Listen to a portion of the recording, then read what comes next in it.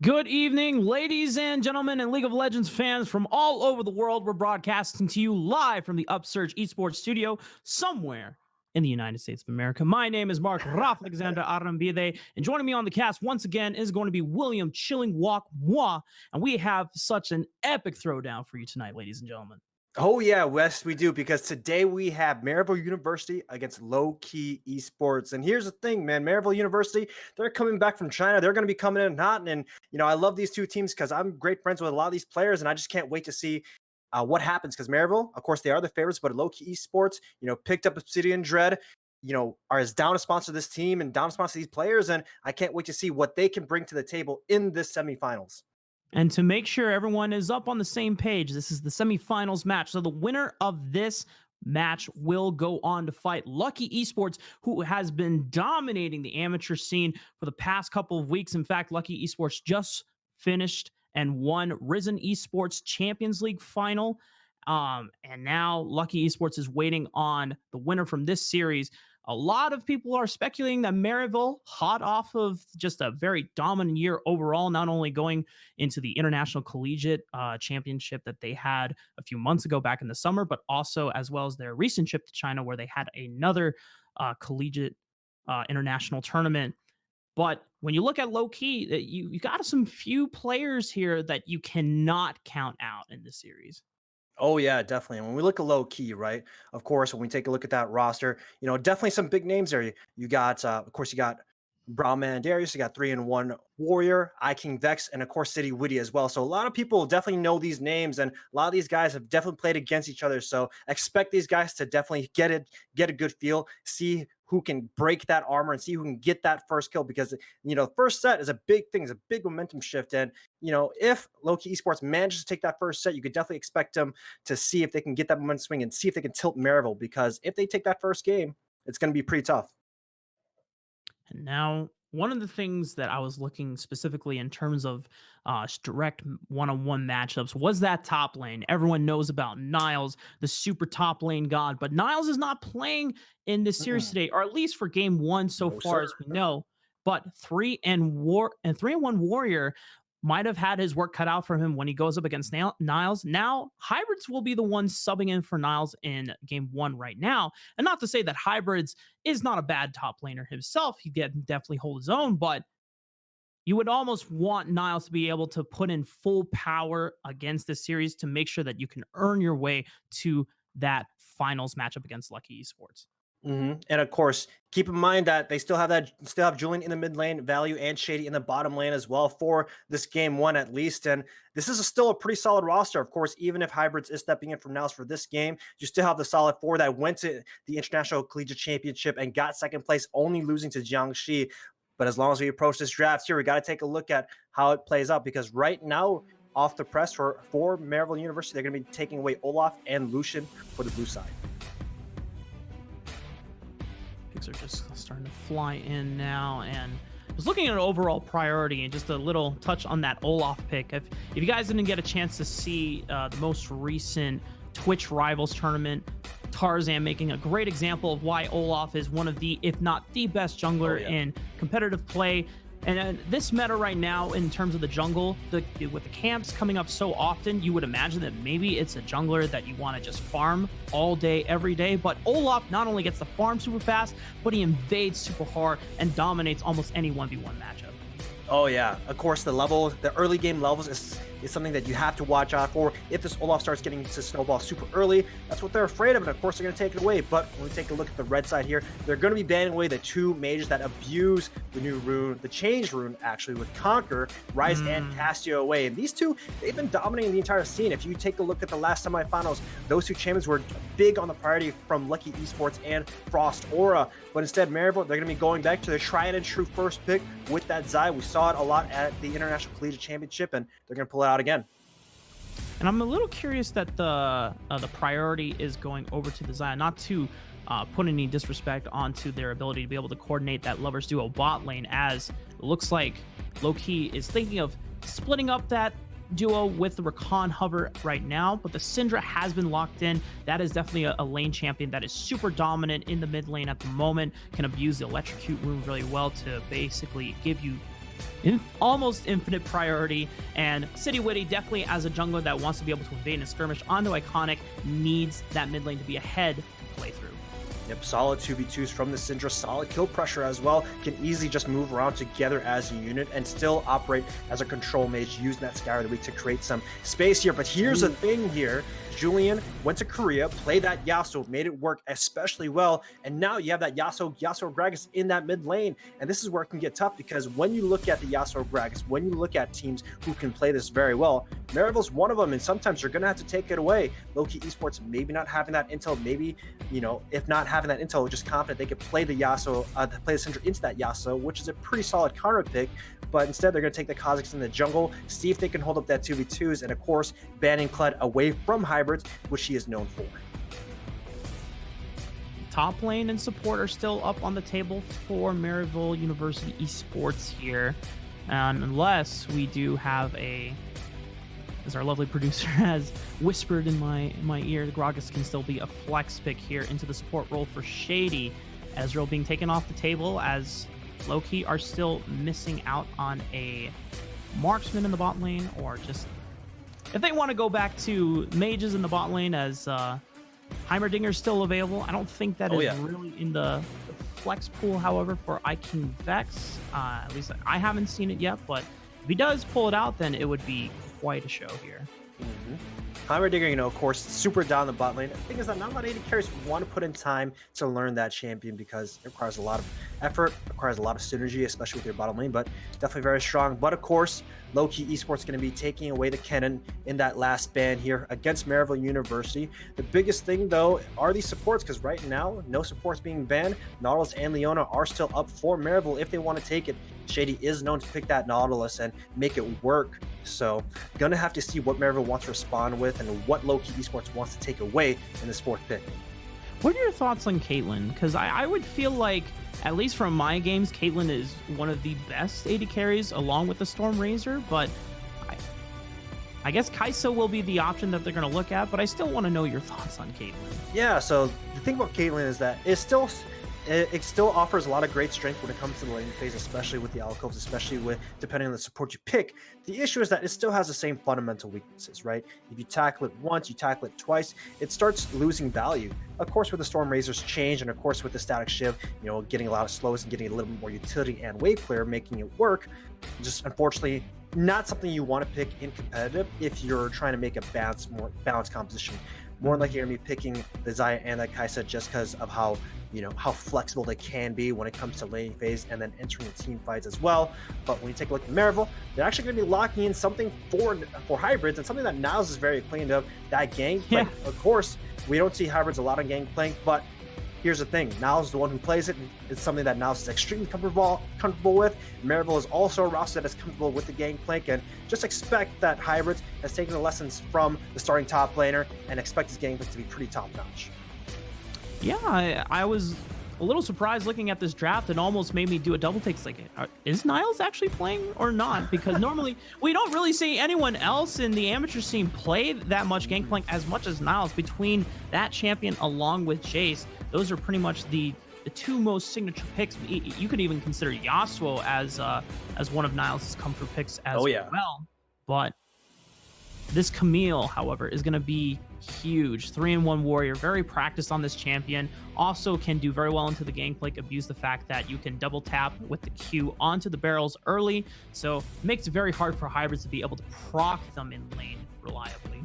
Yeah, this matchup is definitely pretty tough on both players just because of how the barrels operate. The biggest thing, of course, that Gangplank will have early push, depending on if he's using those grasp of the Undying procs onto 3-in-1 warrior.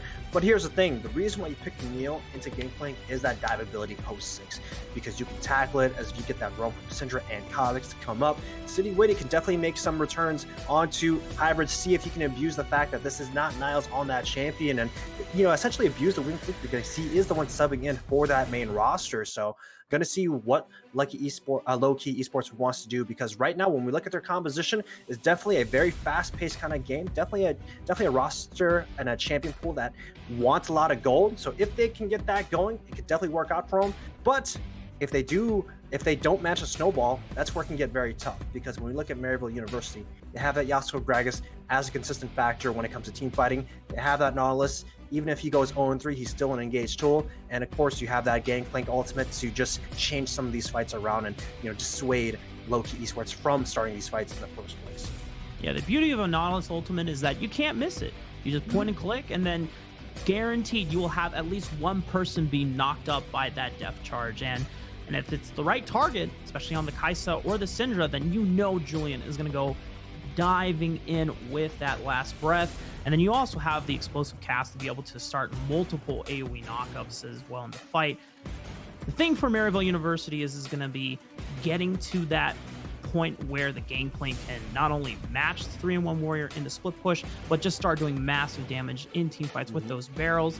And you have lots of wave clear from this composition as well to stall for that point, but you would also not be quite or how should I say this? You would also be happy to see, if you are Maryville University, to snowball aggressively, because that Yasuo Gragas combo is just so good at starting skirmishes.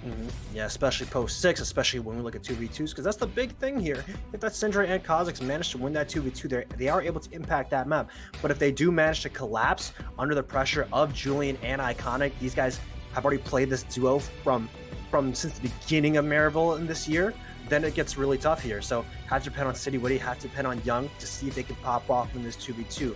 Otherwise, they're not able to move around the map, and their composition could just collapse off of that. It's going to really come down to this duo mid and jungle synergy. Who is the better 2v2? City Witty and Young taking on Iconic and Julian. And I think we've all been there, Chilling Walk, where we see a Kha'Zix. It is a Kha'Zix main. But if he falls behind and he doesn't get to that item power spike, the warrior enchantment into the Duskblade, then the Kha'Zix is literally just a walking stealth board. Oh yeah, it gets tough, especially when he is unable to kill some of these players. Because here's the thing, Gragas Nautilus, very tanky in and of itself. Gangplank has a self-heal, he also has a shield, and Xayah has an ultimate to make sure she's safe too. So City Witty, we're gonna have to see how well he plays in this matchup that can, dissuade him from actually even trying to kill someone. So keep in mind while we go into this game 1. As we are getting ready for the spectator delay to come up for on our end, we're going to give a quick shout out to one of our sponsors, and it's going to be Kono Keyboard. Guys, if you're looking to take your game to the next level, it all starts with your peripherals, from keyboards to keycaps, mice, and more. Our friends at Kono have got you covered. Kono works with the world's best designers, inventors, and makers to bring you some of the best gaming peripherals around. Kono have been huge supporters of us here at Upsurge, and honestly, guys, they've made huge, generous contributions to our prize pools. So we got to give them a big shout out for that. If you need to find a new keyboard and more for your setup, I definitely recommend Kono here. And if you want more information, just head over to Kono Store to check out all they have to offer. Kono Store. Kono, discover amazing products. And with that, ladies and gentlemen, we'll see you in just a couple minutes.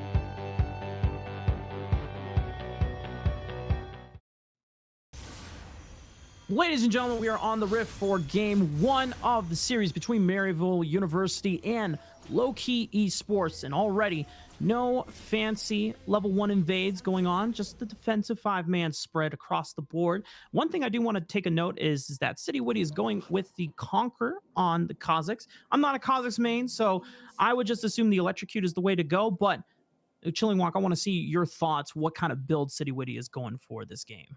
Yeah, of course. When you go Conqueror, you're definitely looking more of those extended trades, looking more for those fights, and of course, you're going to be scaling a little bit later into the later stages. So, build probably going to be maintaining the same here, maybe a little bit more tankiness overall, just because the composition definitely needs it. But that's pretty much going to be it. Nothing too crazy out of the build itself.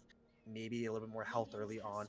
Those are the only things for. The biggest thing is just the early game because Electrocute, of course, a big power when it comes to early ganks, when it comes to getting those early kills, or if not that those short trades in the jungle. But when you're going when you're going Conquer, that means that your skirmishing overall is going to be better.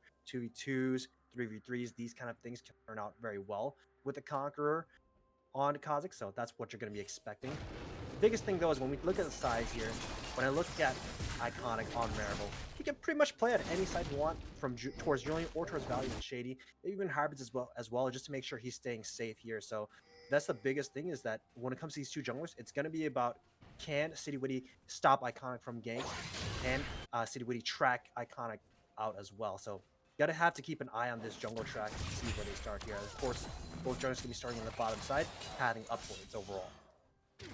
Full clears are definitely options for both junglers, although Iconic more than likely will be heading to Krugs. Actually, I take that back. It looks like Iconic, even though he's running the Predator boots and wants to be able to get that boots enchantment as soon as possible, he's just pathing right into the Wolves.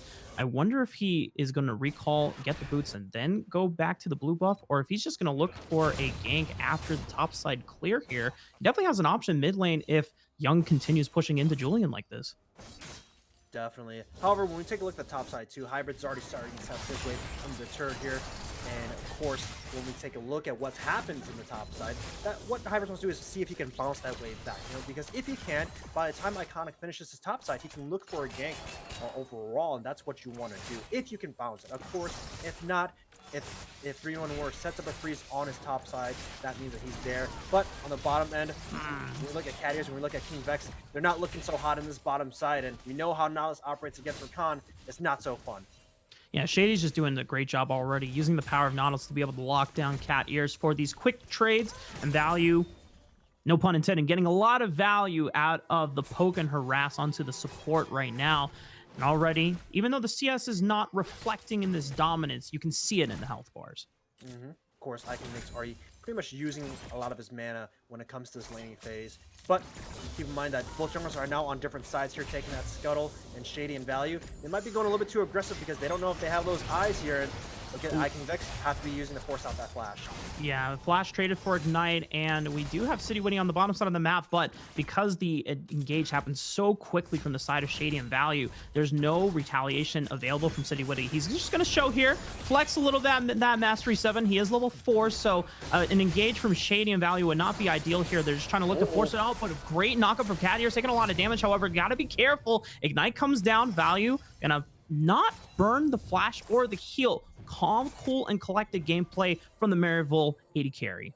Yeah, but keep in mind that when we take a look at Lowkey Esports, they burned 3 summoners overall from that bottom side here, so it's not looking too tough, because right now Iconic now on the bottom side, and now when we take a look at the wave here, Value and Shitty, they're starting to push it out, and this means that in the next time Iconic wants to make a return gank on the bottom, they're not gonna have any flashes outside of Cat Ears, so King Vex, he's gonna get pressured a little bit, especially approaching level 6. So I'm not too sure if that was worth the trade, Rafa. And you have to imagine for City Witty, Iconic hasn't really shown himself on the map quite yet. He now has the Predator boots available to him, and there is an option for City Witty to get a slightly ahead in farm, but him dedicating that time to the bot lane to not really gain anything out of that advantage means that City Witty is going to be slightly behind in what his pace could have been. Yeah, and that's what happens. He has to go bottom to relieve a little bit of pressure of what Shady and Value are throwing out, and another hook lands onto Cat Ears. He does have that flash, but I'm not too sure if you want to take this fight. Value for healing going in for the kill. Value has to flash forward, but oh, the disaster. King Vex able to pick up the first blood, and with the teleport coming up from 3-1, Warrior is able to flash right on top of Shady, make the stun happen, and 3-1 Warrior picks up the kill as well. Yeah, a little bit too aggressive from Value right there. Flashing forward, assuming he can get the kill on Carriers, but unfortunately, gonna cost him because now 3-1 Warrior picks up a kill. And on the meantime, Vix also picks up a kill as well. Hybrids, of course, is gonna take some plates here, but they're gonna be losing this Earthdrake in the process. And a little bit of aggression from the bottom lane from Maryville has to tone it down a little bit if they want to make sure they can live in this bottom lane. Yeah, I'm not going to lie, Chilling Walk. Everything was going so well for the bot lane of Maryville University, but after that, things have definitely swung in favor of King Vex, who was still, despite burning more summoners earlier on than Value, was maintaining that CS lead evenly, and now he's ahead, and he's got an extra kill up to his name. I believe he should be able to have enough money. He's sitting on 2K right now. He's going to be able to walk back with a BF sword, should be making his way towards that Storm Racer first item. Oh yeah, and of course Value, he knows why he messed up because look at his inventory. He picked up another 2 more Doran's Blades to make sure he can actually just manage to stay in lane and manage to make sure he can actually be in combat contestation, because right now, double pickaxe for King Vex, it's looking tough for a bottom side, and now you're giving Lowkey Esports a lane to play toward.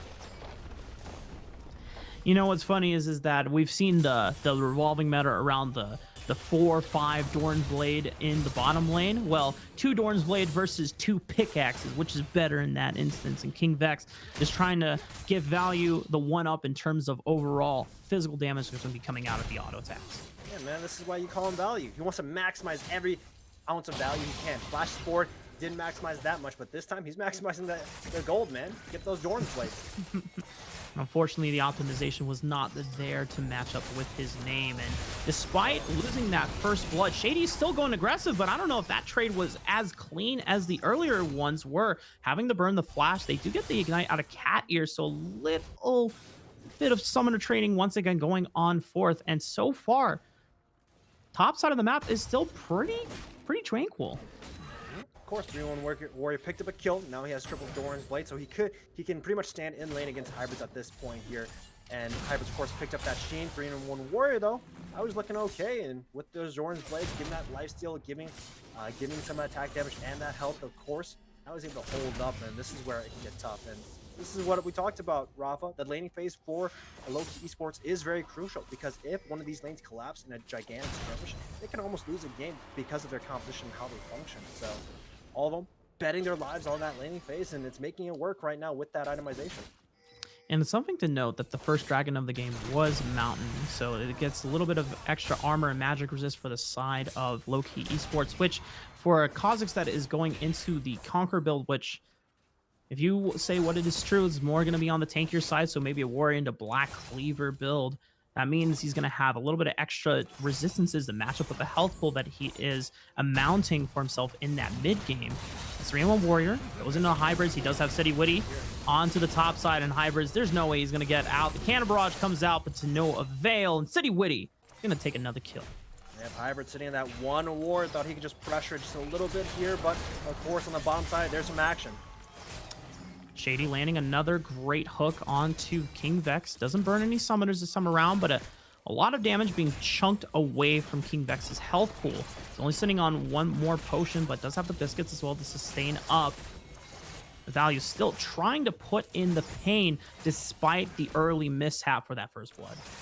And I want to kind of give credit to Shady himself, because here's the thing. He's down a flash. He's down some summoners. Value, of course, not being able to, has those triple Doran's Blades and double longsword, so they could take these fights here. And Shady, he's A-okay, kind of staying away, using those long-range hooks, making it work, and you see him in the bottom lane again. Just trying to punish Cat Ears whenever he is mispositioned and goes in. Not able to get the root for the Blade Call, however, as he was able to battle dance his way back to King Vex, but still. Trades are definitely going the way of Shady and Value despite everything that has happened. But when we look at the gold, still Lowkey are in the lead, as both 3-1 Warrior and City Witty have a kill to the name. The Rift Herald is being popped on the top side of the map. And even though 3-1 Warrior is not there, City Witty is just looking to break some plates and put the pressure down onto Hybrids.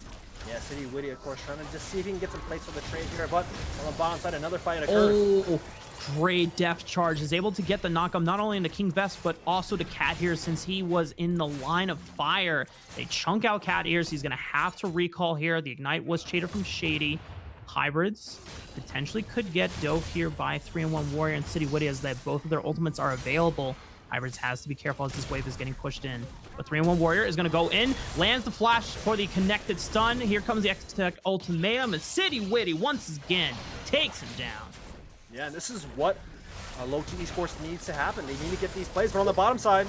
Oh, Cat Ears making a dangerous engage, but it works out in the end. King Vex able to kill her instinct right onto value there, but here comes Iconic to even the odds. He gets the body slam flash into the explosive cast and takes down King Vex. Of course, though, when we take a look at the top side, 3-1 and City Witty have been putting that pressure onto that top plate here. They're going to take that first turret, and now Iconic barely makes it for that cross-line play. I don't know if they can actually get this turret here. They're going to have to try and commit a lot of tempo. I don't think they will, because right now, Wing Swap might just occur here. Next dragon is that Cloud Drake. Iconic is going to stay around for this turret here, but now Maryville University, they're going to be behind tempo and a decent amount of it, even though Lowkey Esports, now they're up 1.7k gold. Now, Chilling Wong, if you're Maryville or Lowkey Esports, we know that it's not going to be Mountain Dragon. It's not going to be Cloud Dragon either. It looks like the map will be an Inferno board. Who does that benefit more in this scenario? So when we take a look at the Inferno map, right, with the loss of terrain, that means that when we take a look at the lost terrain, it's honestly pretty tough because we see Cat here, so he can make plays across that terrain. He can make plays as long as there's anything open. The biggest thing, though, is just when we take a look at fighting in chokes, right? Because when we look at Maryville University, they got Grax and Yasuo. I don't know if you can actually beat anything in that choke here. Of course, you do have Young on that. Syndra can catch people out as long as on their terms, but that's where it gets tough here. Knowing that Cloud Drake is taken away from Maryville, though, both teams are just going to stay in the same lane allocation. And now the only thing that'll be coming up is this Rift Herald in the next 3 minutes here. So that's the only thing to play for. Of course, City Witty on that bottom side looking at pressure. That bottom tier 1 and might have found a fat man in the jungle. Giant Bug wants to squash the fat man, but he's also got a giant belly. Throws out the explosive caps. Gets a little bit of damage, but doesn't really knock him back into the team. Depth charge lands onto Young. Cat Ears being able to front line and take the damage down from Shady, and they're turning things around. Iconic gets one last body slam before he falls to Young, and now they've taken down Shady as well. It's only a 3-on-5 in favor of Lowkey Esports, and once again, Lowkey Esports just finding victories all around. Yeah, unfortunate engage coming in from Iconic here. He thought that Julian was in range for that last breath, but unfortunately didn't work out. Shady forced it again with that depth charge, but then Young was already in that bush here, so no vision here to start off that engage, and because of that, they lost out on a lot of deaths here. Two of them going in favor of Lucky Esports. The Dragon, of course, you know, Dragon pressure and that bottom side vision, you know, granted for Lucky, and this is what they want. They want that early game gold and making it work. Already 4k ahead at this point, and this is where it can get tough for Maryville University. However, keep in mind that their team fight composition does work well. All they need to do is just chill and relax. They don't really need to look for this early aggression. Punish the enemy mistakes, punish the early enemy aggression, and from there, make your composition work. Because right now, if that fight is replicated twice, that means Maryville's University composition isn't going to work out at all. Hybrids is going to have to be one of the two people, along with Value, who scale very well into the late game. Not to say that Julian cannot scale as well. He will have that 100% crit chance soon enough once he is able to complete his first Zeal item as well as the Infinity Edge. But it's definitely a lot easier and safer for Hybrids and Value to be able to put in the work in terms of that late game team fighting DPS. But City Witty right now, 3-0 to his name, has the 300 gold bounty, already has the Phage, the second half of the Black Cleaver. So we already know that he's going to have 30% CDR to his name, as well as a little bit of tankiness and durability from that health pool. So already City Witty getting that snowball going for himself, making things difficult for Maryville in the early game. One thing I want to keep eyes is how Shady plays, but however, on top side. Oh, that was beautiful by Julian, being able to interrupt 3-1 Warrior with that sweeping blade. The last Tempest coming in as well. No Hextech ultimatum can save you from that fate, and Julian picks up a kill for the team. Yeah, but at what cost? Because right now they lost that bottom tier 1, and you can see King Vex, looking like he wants to pressure, but instead they're going to be backing off. Losing a turret for a kill. I'm not too sure if that's the trade you want here, but Julian picking up that kill, definitely going to be needed if he wants to play this split push kind of game. And, Maryville getting a little bit of breathing room for the time being. Rift Herald is spawning in the next few seconds as Julian eagerly pings out here. But it doesn't seem like Maryville University are quite in position to be able to contest it. Hybrids doesn't have teleport. He does have Cannon Barrage to be able to assist globally if his team needs it, but he's going to be looking to split out this bottom wave. Meanwhile, 3-1 Warrior doesn't look like he's going to be answering the bottom wave quite yet as he finally pivots direction, but Rift Herald now, the focus of contention here for both teams. King Vex and a 1v1 for Julian. Killer Instinct is available if he wants to group up, but 4 members up top. King Vex actually Killer Instincts right onto Julian, finds a misposition from him.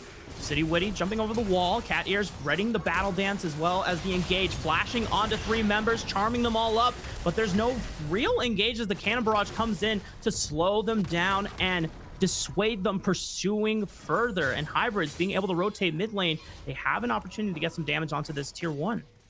Yeah, and you can see here all of them running in, but here's the thing. That Kai said 2, 1, and 3 already has 2 items. It's so much of a risk to dedicate that many resources on the mid side when you could actually lose your outer tier 2s. And that's the thing here. Now Value not taking a reset, now stuck in the middle lane, and 3-1 Warrior of course spawning here as well. And this is where, when we take a look at Lowkey Esports and we take a look at their response, it was really well done here. You saw 4 people from Maryville walking on the top side, immediate teleport comes in, and of course King Vex confidently ulting in because of the tempo lost from Maryville University. That means that Lowkey Esports, they managed to get this dragon on their end. Preset timer was unfortunately not in favor of Maryville University. Lowkey now have an Infernal Dragon to their name. They're going to have the extra ability as well as AD scaling, and it's great for a composition like this one that we already have. Tier 1 will eventually fall in favor of Lowkey Esports. Shady looking for the engage. Explosive Cast comes in right onto the backline. Beautiful last breath from Julian, but can he get the damage in? Hextech Ultimatum will separate him from the rest of the team, and he will go down. 3-1 Warrior getting the flash out as well to be able to disengage himself before getting punished, but Iconic is the one looking to be punished. Body slamming away to safety. 3-1 Warrior making the chase, going in with the sweeping blade. The tactical precision is not there in range, and Shady is not going to make it out alive because he gets sniped out by Scatter the Weak from Young. Once again, Maryville University losing a couple members in the fight and gaining nothing in advantage. Yeah, 2 people died from that engage here, and this is what I talked about when it comes to their engage. They have to be pin perfect when running this Yasuo Gragas, because if they don't, this is what happens, and this is what happens when you lose that early game gold, right? Shady just pretty much dies here. Keep in mind, Young did do a really good Scout of the Week onto the front line against Iconic and against Shady overall. The only person that was in the back line was Julian, so he had to take the brunt of that damage. But if they were to make it work, that team fight could definitely swing over to Maryville. But now, when we take a look at the status here, we lost both the Rift Heralds. The game could pretty much snowball in favor of Lowkey Esports, and you can see here already what, 8K ahead? What, 6K ahead? That's what it is. 6K ahead, as you said, a chilling walk for Lowkey Esports, and there's still bounties available for Maryville University to pick up on both City Witty and Young respectively. The big problem is that, as you said before, there's just not enough damage coming out from the squad as a whole. If Julian is the only one in the back lines making the dive, he's just sitting on a Phantom Dancer. It means he's got a lot of attack speed. He's able to get in some crit strikes somewhat efficiently, but it's not going to be enough to be able to take them down with the stats that they have at this point in the game. You really need to allow Hybrids and Value to get a couple more items under their belt, at least for Hybrids. Hopefully he is working towards that Essence Reaver if he wants the 40% CDR, or if he needs to itemize maybe more defensively, then we just need to wait on that power spike for Maryville University to be able to turn things around. But until then, they just have to take things as safely as possible. Yeah, the one thing I do want to credit for Maryville University is that vision, because you see them just littering on their strong side. They want to make sure they can play this vision game, and it's one thing that Maryville University is actually really well known off of Shady and off of Iconic. Shady making sure you use that Hex Flash to just kind of go over where vision could be when it comes to Lowkey Esports, and that's one thing that they like. And got to keep in mind how Maryville comes back, because vision is one of their games, and of course a solid team composition is, and of course the Hybrids That is a dead pirate in the water. No explosive cast is going to save you there. Cadier is looking for the potential engage. Doesn't land the knockup, but gets the charm in the Julian. Finds the last breath onto Cat here, who was a little overextended. The rest of the team from Lowkey Esports was not ready, and now City Witty might have been caught out here as he gets locked up. Death Charge is not condensed onto him, but another last Tempest or Steel Tempest onto City Witty will give him the shutdown. Unfortunately, it goes to Shady, the support, not to one of the carries there, but still, extra gold in the pocket. Overall advantage for Maryville University. Yeah, a little bit of a breathing room for Maryville, something that they desperately needed because they definitely could have gotten choked out approaching the 20-minute mark against Lowkey Esports composition and how aggressive they're playing. So a little bit of a breathing room. Now a little bit of more time to scale because they do have a relatively balanced team composition. And now, with Baron being up, they can play around this neutral with a little bit of gold in their pockets and see if they can take it when approaching this next neutral. 3-1 Warrior, still making the plays, is 3-1 and 3 to his name. Has the Ravenous Hydra as his items of choice, so he just has a lot of sustain against Hybrid. Oh no, King Vex might have been just a little overextended. Killer Instinct comes out. Can he kite it out? But the CC is enough for Shady and Julian to lock him down. Another shutdown comes in, but 3-1 Warrior does find a killing return blow onto Julian, and Shady has no more friends. They're all dead. Double kill coming in from 3-1 Warrior. City Witty looking to make another engage onto Value and Hybrid. Scatter the Weak is fantastic. A triple kill coming in for 3-1 Warrior. Cadiers will take away the Quadra as 3-1 Warrior is maybe looking to pick it up onto Value. Gets the tactical sweep. One more tactical precision to the face will give him the ace. And Baron is up on the table for Lowkey Esports. Yeah, well, it looked like Shady and Julian trying to make a pick on King Vex pretty much costed their entire team that loss here, and now Baron getting over to Lowkey Esports. This is something that they punished from Maryville, that over-aggression that, that they like to do off that vision. They looked for a little bit too much. They got aggressive. They got too aggressive, and now they get punished. And now, when we take a look at this, I want to see what the gold lead is going to be for Lowkey, because right now, once they take this Baron, probably going to jump up to a 9K gold lead, just about. Things are just going from bad to worse for the side of Maryville University. But for Lowkey Esports, whenever you get that snowball, there's always that fear in the back of your mind. How long can we keep up this snowball before they're able to come back? But at this point in the game, Baron on the table, 9,000 gold ahead. City Witty still super massive, as well as 3-1 Warrior, who now has the Trinity Force on top of that Ravenous Hydra. Lowkey Esports have a pretty smooth way to close out this game if they continue playing it correctly. Yeah, definitely. Of course, if it gets to 40 minutes, that's where it can get very tough there against Lowkey Esports. But they take their third dragon. So with that Baron, of course, they're going to be making a strong Baron power play on the bottom side. And if I'm Maryville, I got to think about what I want to do here, because right now you should stay together as a team, fight as a team, and those are the things we'll take a look at, because a lot of these fights was off of individual plays, maybe two-man plays on the bottom side. Of course, Julian and Iconic making Julian and Shady making a play onto Icon Vex. These are plays that are kind of costing Maryville here, and maybe they think they can get away with it, but right now it's costing them.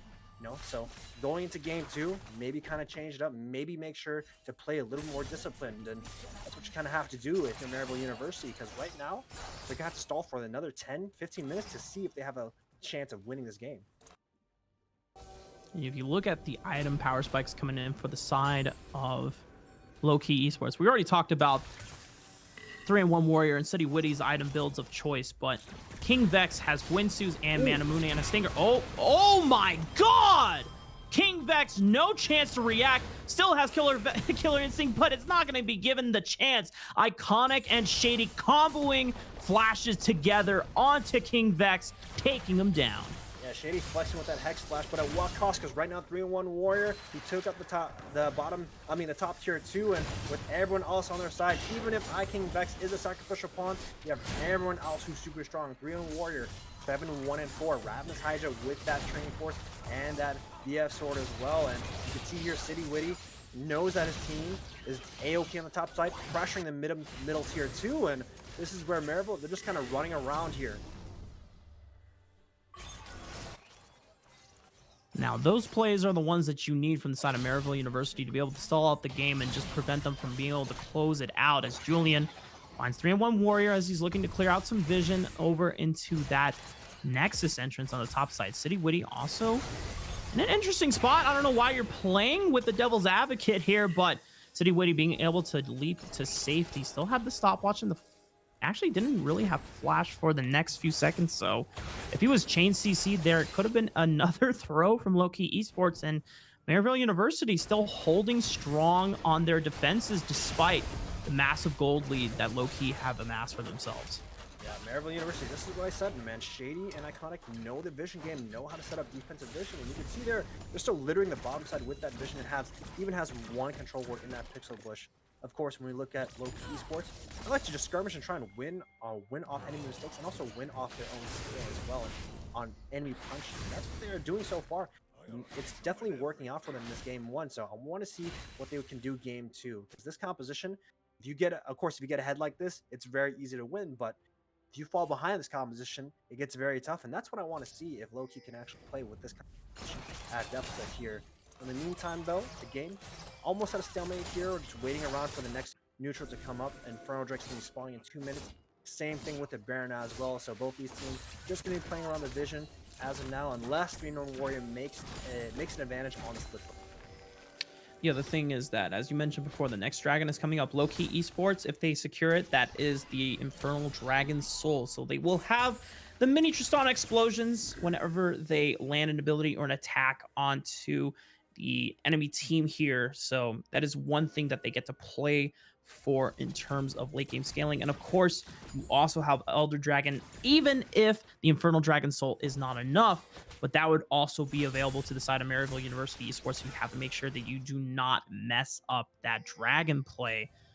And for Maryville University, if there's any reason to stall out the game, they will definitely take it. Oh yeah.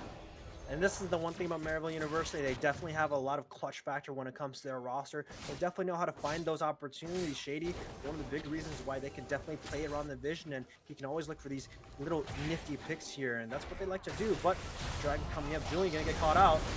Julian trying to throw out the wind wall, but you cannot block people who are just slamming you down in melee range. Scatter the Weak comes out as well as the Unleash Power. Iconic having to pop the stopwatch. The zone is Hourglass, but it's not going to be enough. He will fall as well. City Witty getting rooted up. Nice 4-man Blade Caller route from Value, but it's not going to optimize their chances. That 3-in-1 Warrior comes flying in over the wall behind them. Oh my wall, Moshinderu. There comes the full ace from Lowkey Esports, and I'm pretty sure this is game one. Man, that precision protocol taking out so much damage, but of course, Julian, this is something that he tends to get caught out on when it comes to these kind of high pressure situations, and it shows right there. He gets caught out, everyone on the team comes and collapses and backs him up as a teammate, and because of that, the main piece of this competition going down first means that this game one goes into Lowkey's hands and in their favor, and man, that was a dominating performance so far against Maryville University. This is truly exciting here at Chilling Walk, because going into the series, we know that Maryville have this very prestigious name around them, being able to travel internationally and compete against some of the world's best collegiate teams there, as well as being undisputed collegiate champions as well. But Lowkey Esports bringing them a very strong showing in game one. It means that we might as well be gaining at least a full 5-game series if Maryville is able to step it up. Yeah, and at the end of the day, it all kind of started off the bottom side from Shady and from Value. A little bit of over aggression basically costs them the transition into the mid game because you gave a kill over to 3-0 Warrior, picks up triple Doran's Blades. Now he's able to hold himself against a hybrids on that gangplank, and because of that, it just becomes kind of a downward spiral. Some of these gauges kind of messed up from Iconic and from Julian. Did find one, but the scatter weak cost him in that middle lane fight as well. And you know, Lowkey Esports definitely showing them why they can bring it to Maryville, and I want to see what Maryville can do in game two if they're able to adapt, if they're able to have a little bit more discipline when it comes to their laning. Because if they're going to play that aggressive again and it's going to cost them, it's going to be pretty tough for Maryville. Now, we're still not sure whether Niles is completely unavailable or if he just was unavailable for game one. I would imagine, though, that if he is available, this would be the time to switch him in against 3-in-1 Warriors, since that top side was so heavily focused by City Witty and 3-in-1 Warrior, getting that Camille very far ahead. I don't know if Niles in that position would have been able to stuff it as much as hybrids try to, but maybe that provides an avenue where iconic is more confident in playing through as a term of victory condition. Yeah.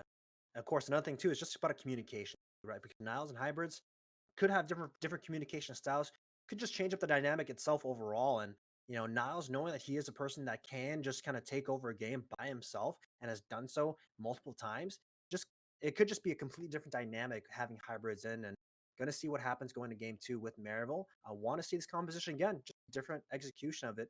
Because if this composition was ran better, they definitely could have won. Yeah, just fortunately for them, time was not on their side as that was key to being able to get to that point. But we will be breaking as we get ready for game two, ladies and gentlemen. Don't tune away. We're going to see how this series continues to plays out. We'll be right back.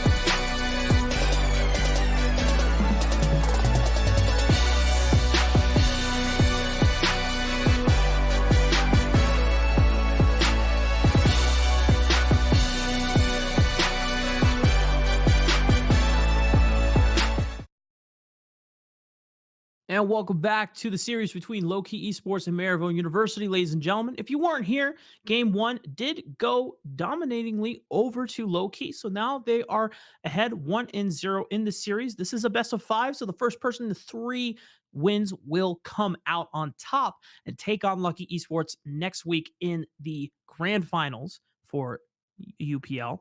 Now, Chilling Walk, looking over that game, what are some changes the Maryville need to make to be able to adapt? Yeah, honestly, when it comes to the composition itself, it definitely worked out well. If they just played it a little bit better, it would have worked out well for them. Just play a little bit more with patience, play a little bit more towards your win condition, which is at 6 or across the board. And when you guys are able to turn 6, play together. It's the biggest thing that I want to say for Maryville University, because when we take a look at that game itself, a lot of them were playing kind of individualistically. There are only 2 to 3 fights that they try to look for, and unfortunately cost them due to scatter the weak, due to not being in range for the last breath, just small little things here. And if they're able to kind of just play together as a team, make sure they're using all the tools necessary in a unified front, then they could definitely take game 2. And that's what I want to see here.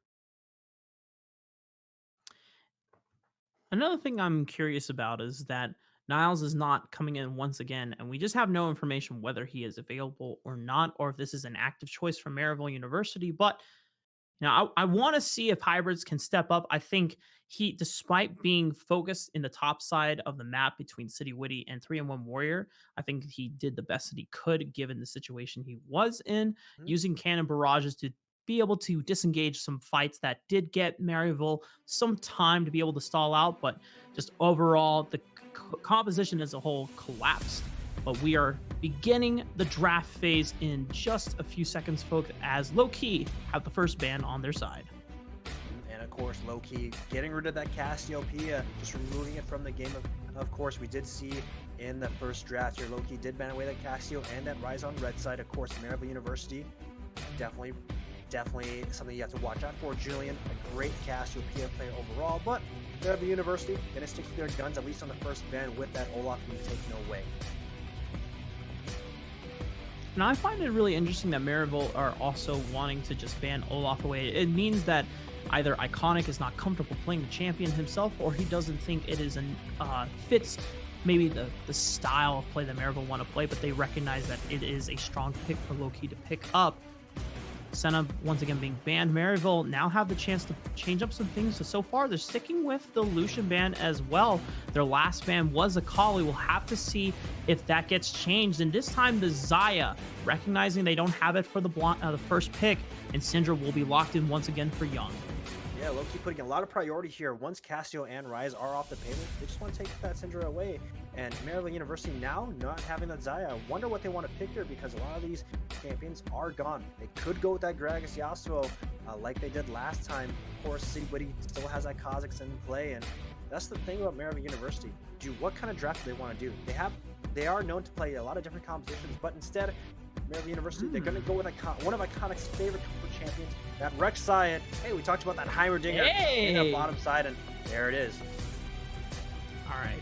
Quit trolling with that Aphelios Hover. He's not out yet, Lowkey. Nuh-uh. And even if he was, we wouldn't be allowed to use him in competitive play quite yet. But we're going to be looking at if they want to lock in the Kha'Zix once again into Iconic's Rek'Sai this time around. Definitely a jungler that can handle her own, but no way. Oh, that would have been spicy, but the Graves, I think, is just as spicy. The Shotgun Man coming out with the cigar in mouth as well, looking to splatter collateral damage across the rift. Yeah, this is actually a great pick into that Rek'Sai itself, knowing that Graves is able to just kind of outmaneuver Rek'Sai going in. Lowkey Esports, though, taking that Leona, 4 cat ears in the bottom side. I didn't really talk about him in game 1, but he was actually one of the crucial members when it comes to turning around these team fights in game 1. So give him something with a lot of agency, and cat ears, he's going to look to find some more with Maryville University, though. Going to see if they can take away Camille. Looks like they are. 3-1 Warrior will not have the Camille in his hands. It looks like now we would imagine that hybrids will be the one taking this Camille up into the top lane. If we want to be spicy, Shady has played Camille support in the past when it was viable. Camille mid has also been something that has popped up in recent high elo challenger solo queue in couple servers around, it Yeah. could be decent into the Syndra matchup, but we'll just have to wait and see as the bans come through. I'm not too sure if it's decent, Rafa, but you could definitely set up pretty solid ganks if you're playing Camille Rex side. So, you know, could be something that they want to do. I'm not too sure if Julian actually plays Camilo, and that's the thing that I'm trying to think about. Has he touched the champion? Has he played in the recent history? And in my memory, I don't think he has, and more than likely, it's going to be going towards hybrids, just because he has played that champion. But you know, we just have to wait and see. But one thing I do want to say though, Heimerdinger on the bottom side, I've only seen it once in the last semifinals, and of course, definitely worked out well. And I want to see what Maryville wants to pair it up with. Of course, banning away that bundle of sticks away from Maryville. That's such a toxic bot side, and of course, Shady loves that champion too. So, you know, kill two birds with one stone with that ban. I think we've all remembered the terror that was Heimerdinger Fiddlesticks bot lane, especially Aftershock being able to work so stupidly well on just point and click fear from Fiddlesticks. But the Julian looks like he'll be locking Yasuo once again. It means the support will be up for grabs for Maryville University as Lowkey locking the Tristana. So having that Yordle on deck with the Buster Shot and having extra potential to blow up turrets. We still have a top lane waiting to lock in for Lowkey unless this is Tristana flex the top lane, but I'm pretty sure we're looking at something else. What does he want to do? And he's going to go with the Pantheon. Yeah, keep in mind that these are actually champions that can be flexed in multiple roles here. You could send the Syndra bottom against the Heimerdinger. You do have that Leona paired up as a kill lane, which would be really good as well. Tristana, of course, could be opted into the top of mid side. This Panther could match either or the Camille or the Yasuo. So Lowkey Esports are going to have to play around the draft and see which champions are going to be going in which role, see which matchup they want. But Maryville, they're going to be going back with that Nautilus Shady, playing the champion again. Of course, did phenomenally well in the laning phase, laying hook after hook. Fortunately, that over-aggression did cost them at that early stages of the game. So Maryville University going to see what they want to do here with that Heimerdinger and that Nautilus on the bottom side. Now, my question to you, Jilling Walk, looking at the composition for Maryville University, it seems that they've swapped out a lot of their late game insurance policies for a little bit more on-demand early game aggression. You have the Camille, who should be able to work very well with the Rek'Sai. It should be able to set up ganks extremely well, and even being able to roam mid lane as well with the Hextech Ultimatum. There's no way for Syndra to get out. But if this game goes late, is that a bad sign for Maryville University? You know, I'm not too sure, because the thing is that Heimerdinger is such an X factor in these games, depending on if that concussive grenade lands on multiple people, if those rockets land on just one person, or if not that, just how those turrets play out. And that's the one thing Maryville has going for them, is that Heimerdinger in the later stages of the game, because he could just pump out so much damage as a mage himself with those turrets. But the biggest thing, of course, that you do say early game for Maryville, and I could definitely see that. However, when we look at Lowkey though, they have a Pantheon and a Graves and a Lead. They could definitely look for a lot more earlier aggression in this composition itself. And so for Maryville, you're going to be playing a little bit on that defensive end. I'm not too sure if you want to try and fight a Pantheon who's going to have a Graves behind his back. I'm not too sure if you want to try and see if you can play against the Syndra and that Graves, knowing how safe they can easily be. And you also don't want to play too hard on that Leona Tristana as well, and just let the bot lane do their own thing, because if Leona Tristana gets that bottom lane going, that turret is going to be going down relatively soon. I think the biggest fear for Maryville and their greatest strength for Lowkey is that they have not only one marksman, but they also have two. Even though Graves is more short range and he wants to get into the thick of the fights up front to be able to maximize his damage output, you have to be wary of this Tristana, who's going to continuously gain more range on through her passive. And the later the game goes, I don't know if Maryville have the tools to be able to fight them in traditional 5-on-5s, and they might have to resort to 1-3-1 split pushes through hybrids and Julian in the side lanes. Definitely a solid 1-3-1. Can definitely see it working out, especially in the later stages, because Camille will eventually be able to outlane Pantheon post 25-30 minutes. Same thing with Yasuo as well, as long as the game is at a relatively even state. But Lowkey, you know, this is something that they played game one, early aggression, and they have that kind of composition again, and they made it work. They're able to answer Maryville's attacks and make sure their defensive plays worked out. And Lowkey Esports, I'm excited to see what they can do in this early game with that Leona, with that Pantheon, with that Tristana. What I'm curious to see as well is if Cat Ears will be roaming often, or even if Shady will be roaming often during the laning phase. I think there was a lot of lane priority or lane focused trades going on between Shady and Valley, and you could see that they were very strong and dominant in those scenarios. And unfortunately, for that one mishap giving the first blood over the King Vex, I think between that and City Woody accompanying them a lot on the bottom side of the map denied them the advantage that they should have had. But I just want to see a little bit of game play being changed up. Maybe some early runs to help Julian snowball against Young could give Maryville the X factor here.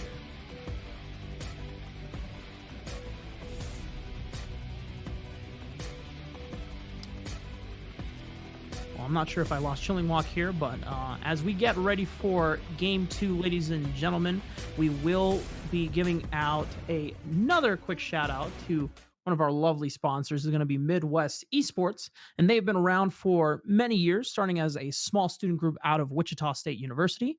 Since then, Midwest Esports has grown to be a veteran organizer to tournaments and events throughout the United States. They host tournaments for games like League of Legends, Rocket League, as well as Overwatch. For more information, guys, just go ahead and check them out at MidwestEsports.com. And with that, ladies and gentlemen, we will be getting ready for Game 2 on the Rift as we get through spectator delay. Don't tune away, folks. We'll be right back.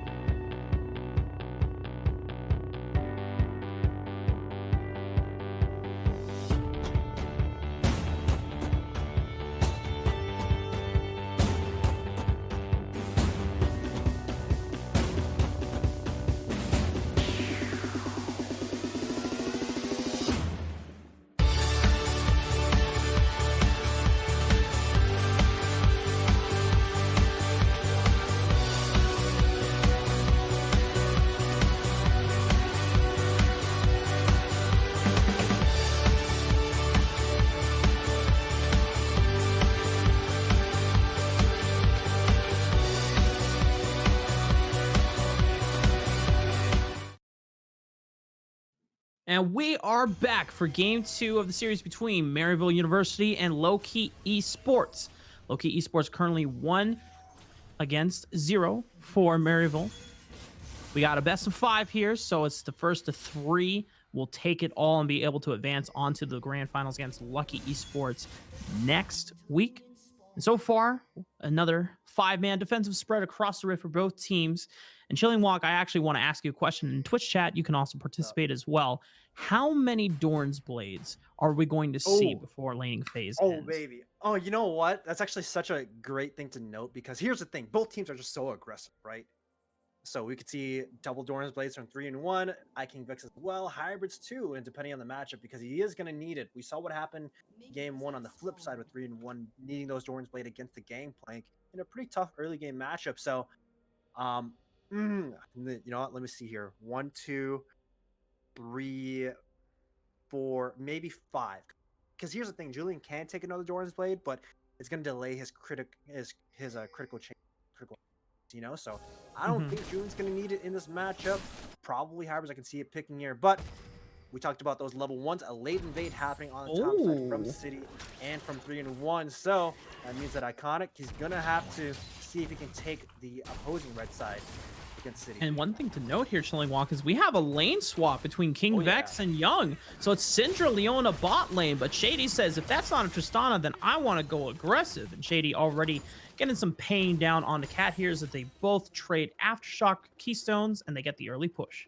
Yeah, I actually want to talk about this too, because I didn't talk about it in draft, but when it comes to bottom side against Heimerdinger, Syndra's one of the better counter picks into it, because 1, you can grab one of those turrets and just toss it away at him. You can just use it and just farm it as well. And another thing is that if you have an aggressive support, you could definitely just 100 to 0 in a pretty quick fashion. So I like this adaptation from Lowkey, sending the Tristana mid, which does a little bit of a better job compared to Syndra against that Yasuo. So smart adaptation from Lowkey.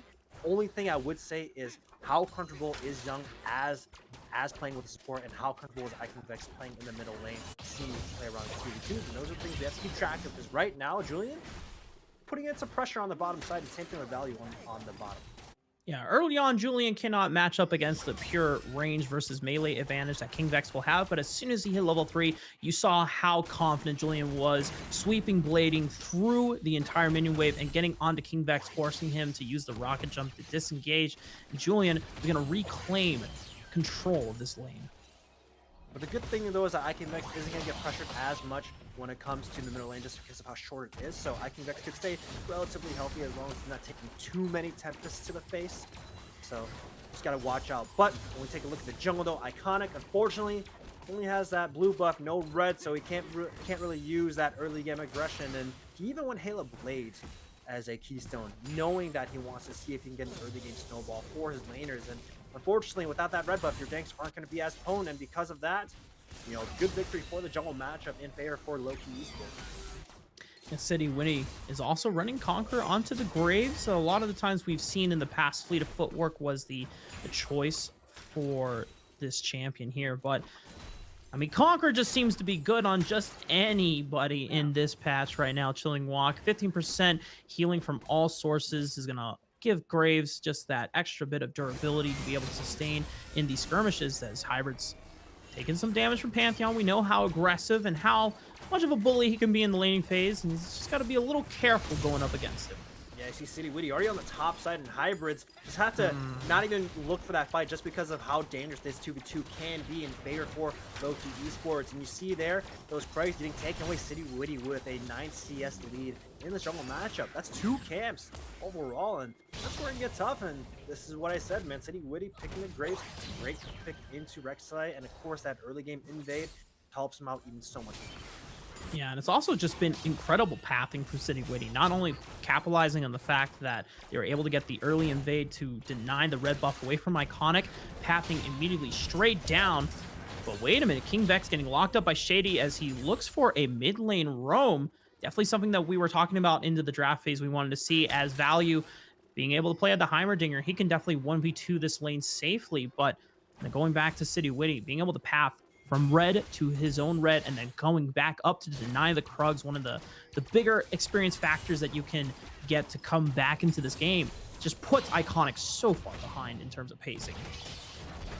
Yeah, of course, though, when we take a look at bottom lane, you know, of course, Value can hold this lane 1v2, but once Young and Cadius turn 6, they're going to have to be careful because Value can just blow up in an instant. And even though King Vex is falling a little bit behind here, it's a-okay because the one thing he cannot do in this lane is die against Julian. Because if he does, this lane is pretty much over. That's what happens with AD carries and solo lanes. They're definitely very oppressive to play against. Julian has the kit to make sure he makes it work, but if the AD carry dies once in any sort of solo lane, that lane becomes negligible, and you can easily deal with it. Maryville University, though, they do have their sights on that dragon with that mid and bottom priority, and should be going over to them. And despite not being able to look for early aggression, skirmishes, or ganks, Iconic will be able to benefit off of that priority, as you mentioned, and secure the first dragon of the game for the side of Maryville University Esports as Hybrids looking to go aggressive onto City Witty, taking some buckshots to the face as Hybrids has got to be careful. He might have to flash over this wall for safety. City Witty's not going to follow. We'll just chase him out of the jungle. And now Hybrids being down to flash means he is vulnerable to a gank on the top side of the map. Yeah, but let's talk about why Hybrids was in that situation in the first place, right? Because 3-on Warrior, he set up a tremendous freeze on the top side and basically just forced Hybrids to just move. Because if Hybrids was to stay in lane, he would just get poked out. 3-on Warrior just would have control over the laning phase and also open himself up to a gank as well. And that's why Hybrids was there. He was only level 5. He was only a 32 against 40 and climbing in favor of 3-on-1. Because of that fight, 3-on Warrior has to break that freeze and move his way down. But you know, Hybrids without a flash, that means it's a free gank the moment City Witty comes up top. And you can see here, dominating the top side, unable to do anything. And City Witty, of course, has to back off, though.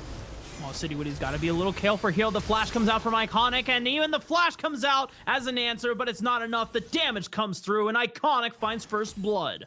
We talk about that early aggression, Rafa, and unfortunately, City Witty gets the butt end of it. You know, getting that kill over to Iconic, that's what he wanted. See if he can get some early gold and see if he can snowball a team. Now, gonna have a little bit more agency to impact the map. And of course, City Witty not able to control that top side for his top laner means that 3-on Warrior, that means he's gonna be losing the CS lead just a little bit gradual. If you ever question why Halo Blades is taking on Rek'Sai versus Conqueror, well, the attack speed that comes in from that early burst from the Keystone was able to get the damage in quick enough to be able to take down City Witty before he flashed over to safety. And now City Witty, who was super far ahead in terms of the pace, now being slightly behind, is going to opt in for Skirmishers versus the Chilling Smite from Iconic, which just goes to show that Iconic is more concerned about getting the damage down quickly and getting out versus being able to skirmish over long periods of time. Yeah, and keep in mind, he also has to find a way to get into the comms too, because the Yona can stop him. Syndra has Scar of the Weak.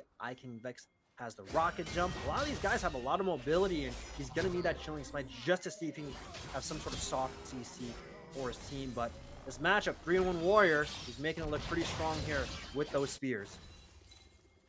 And Hybrids has got to be careful about those trades as well.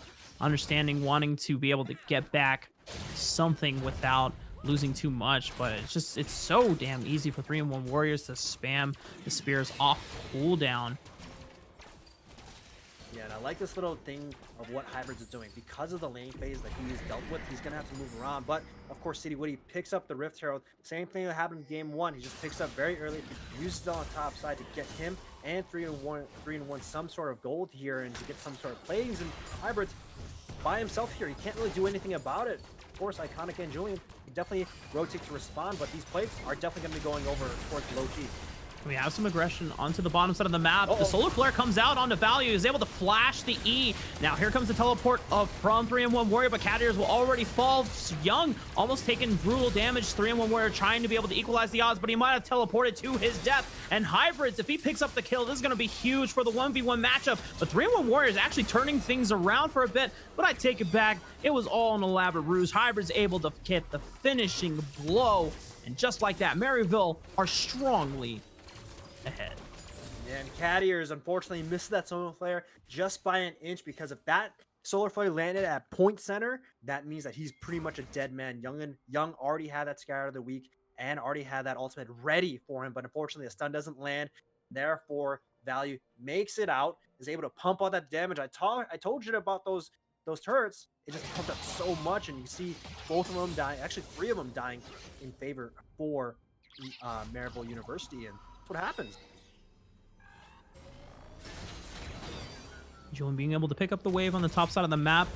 108 farm to his name. He has CSing so damn well so far. And King Vex has 89. He's a decent amount of farm, but Julian is going to be able to hit some power spikes soon. Only went with 2 Dorn's Blades so far. 2 Dorn's Blade as well for King Vex. It doesn't seem like anyone else is investing more than 1. So unfortunately, Chilling Walk, it looks like you're not going to be quite right on the money there. Wait. I said 5.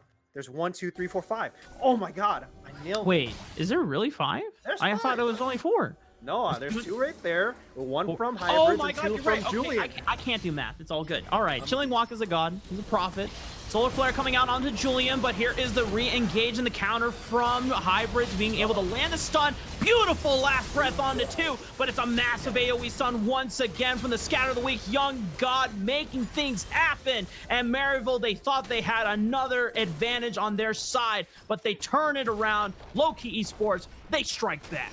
Yeah, just when I thought IQ Vex was jumping into his doom, Young lands a 4-man Scatter of the Weak to make sure that fight is won, and because of that fight, they're going to get this Inferno Drake and a little bit more on their side as well, and that's something that I want to see. Young popping off, making sure he lands those stuns is very important.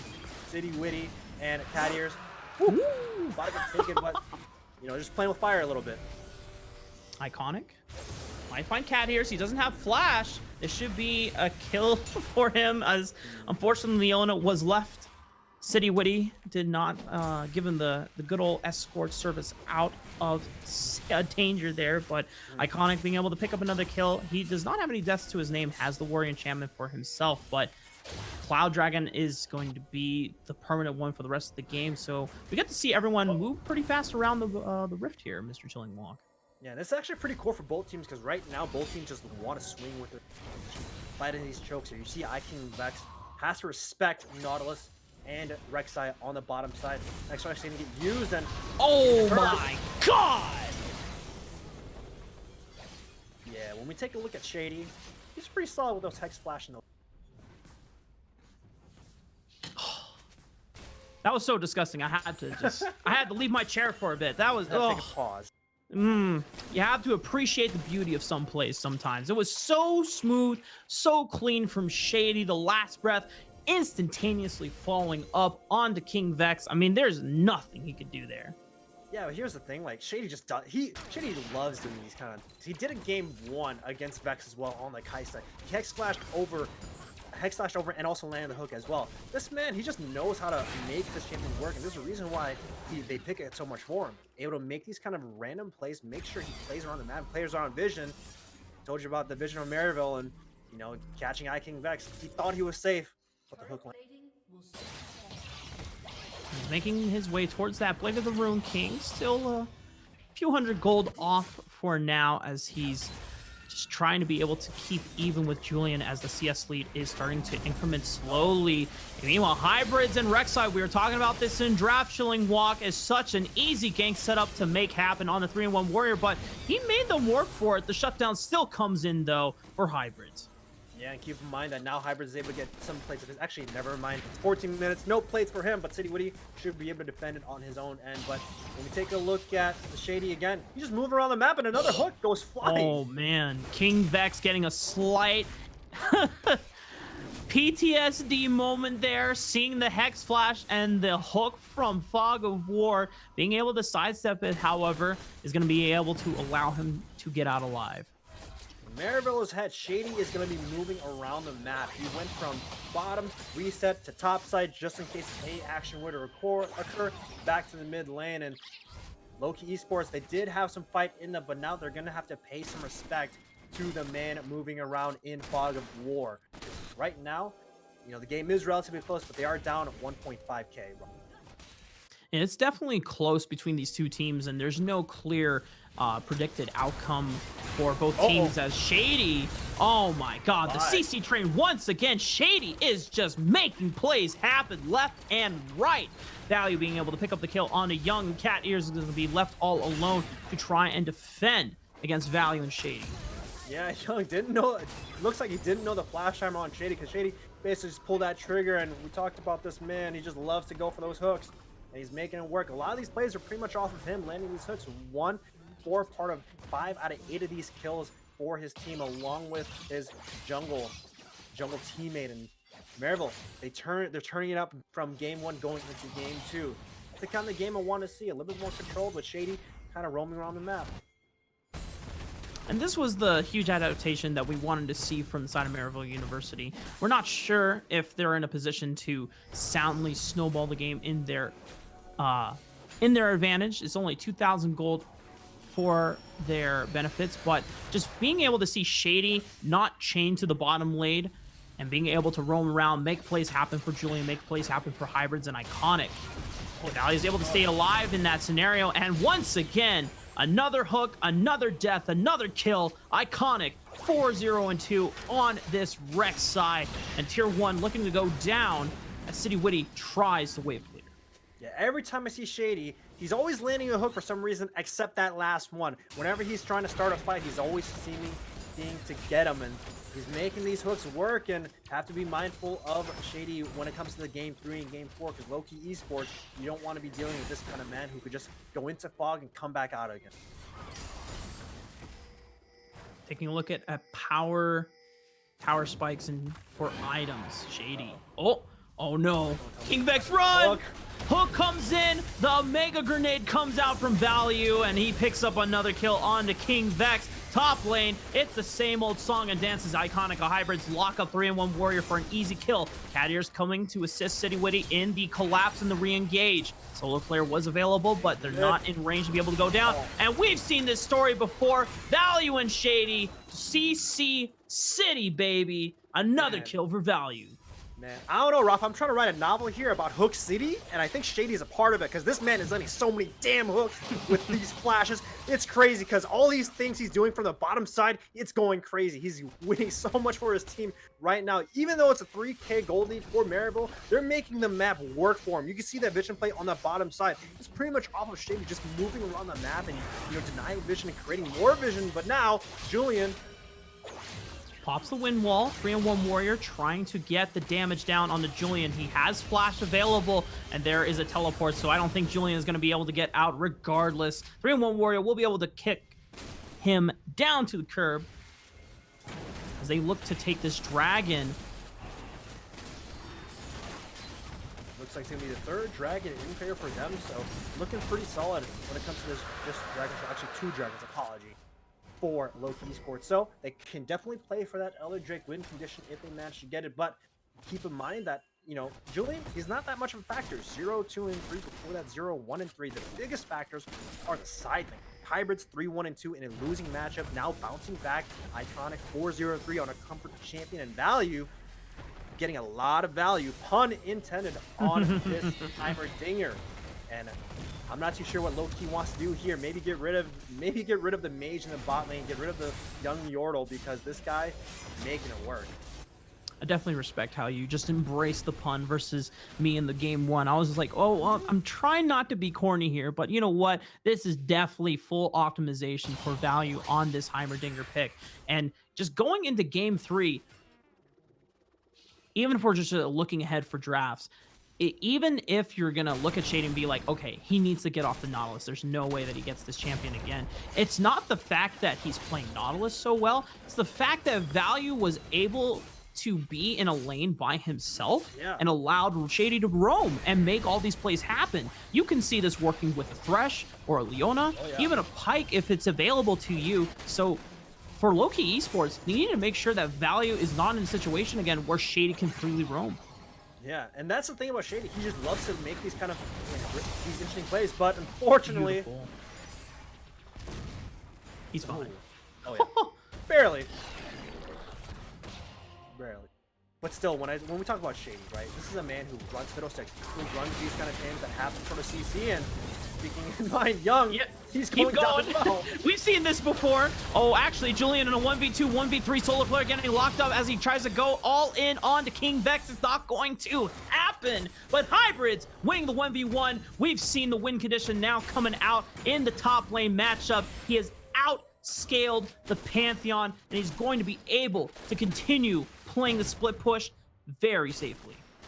Yeah, and he got that Triforce relatively safely. Even though he's down an item with 3-in-1 Warrior picking up that Yomu's, he's still relatively okay in this matchup as long as he's able to get that true damage onto the Pantheon.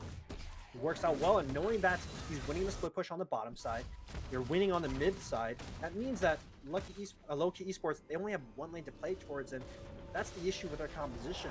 You look at their 2 damage dealers, both 1, 3, and 3. They're not able to make a lot of impact, especially dealing against value and dealing against a lot of this hard, heavy diving chances they have here. But King Vex getting caught out.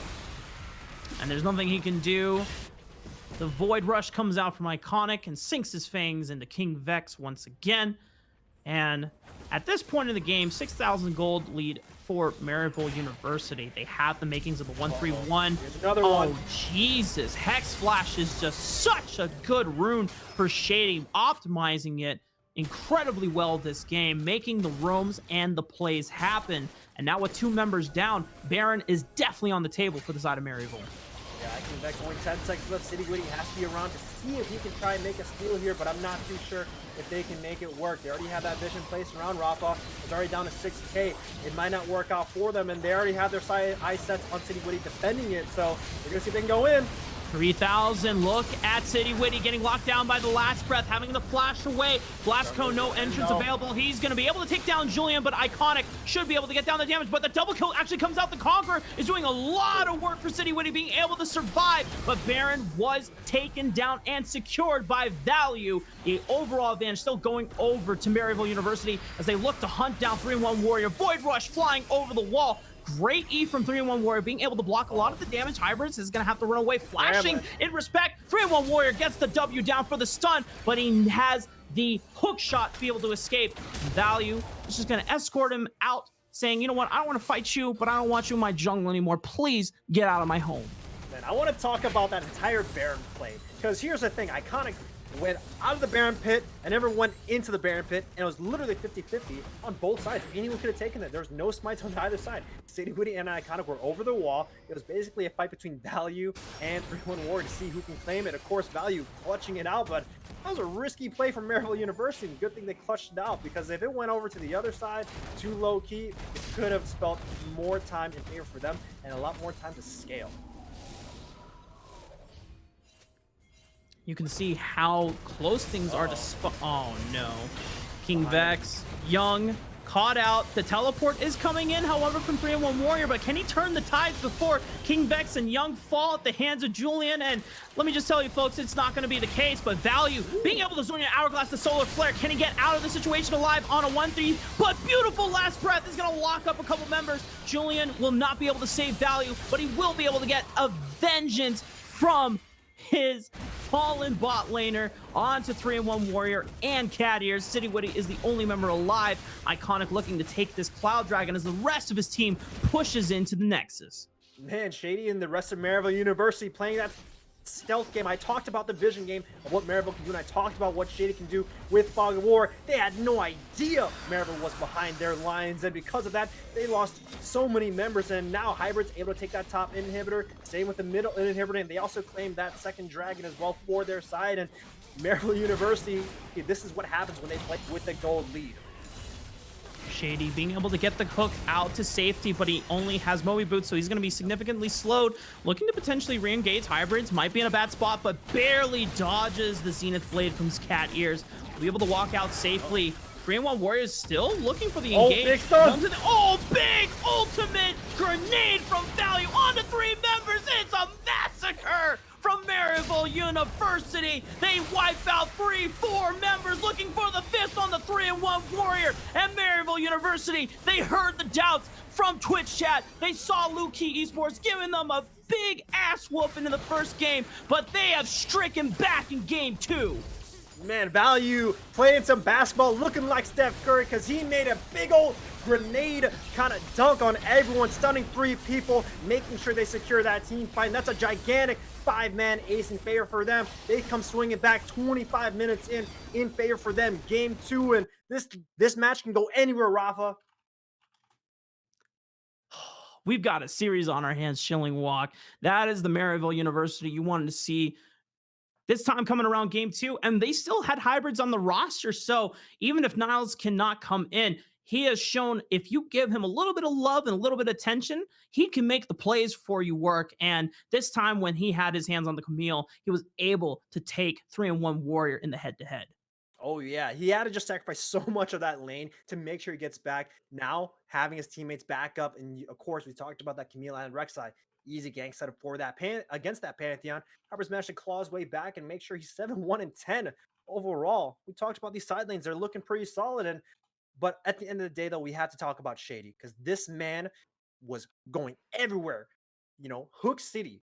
This is the epitome. You want to talk about a support that lands that many hooks? Look at this guy. You want to talk about a Heimerdinger in the bottom lane? Look at value. Because now, game one, shaky bot lane. Going to game two, they're looking pretty solid.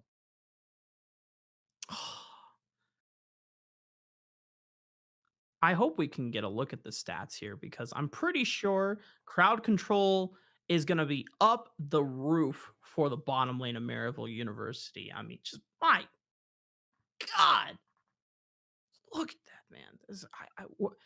I have no words. That was just a huge turnaround in terms of performance and domination from Maryville University. But even at some of their highest moments, Lowkey Esports, especially on the back of City Witty, was able to make some pretty clutch maneuvers, especially around that Baron pit. Despite being 3-on-5 in that moment, he was making a strong statement, trying to pick up some kills and stall the Baron as much as he could. But in that situation, there's only so much that you can do. But going into the next draft, I think there's a few things that we know, at least from the side of Lowkey Esports, have to target when they're looking at trying to undermine the playstyle of Maryville University. I mean, at the end of the day, keep track of where the heck Shady is because this man's going to be playing Fog no matter what. You see this time and time and again. This is what he likes to do. And also, maybe get rid of that Heimerdinger. It's a big, strong S tier in the bottom side. Pretty much win you that bottom lane by himself. We saw what happens. It's also very annoying to gank because he could just put so much CC and so much of those turrets to pump out that damage as well. You saw what happened that first gank on the bottom side. You saw value pop off on it as well. Even though, of course, 3-1 got that kill, it doesn't matter. So maybe take a look at those two aspects of that draft. We'll definitely find out what decisions they make as we get ready for game three. But don't turn off that browser, folks. You've seen how exciting this series is going to be. We're going to get right back to the action in just a few minutes.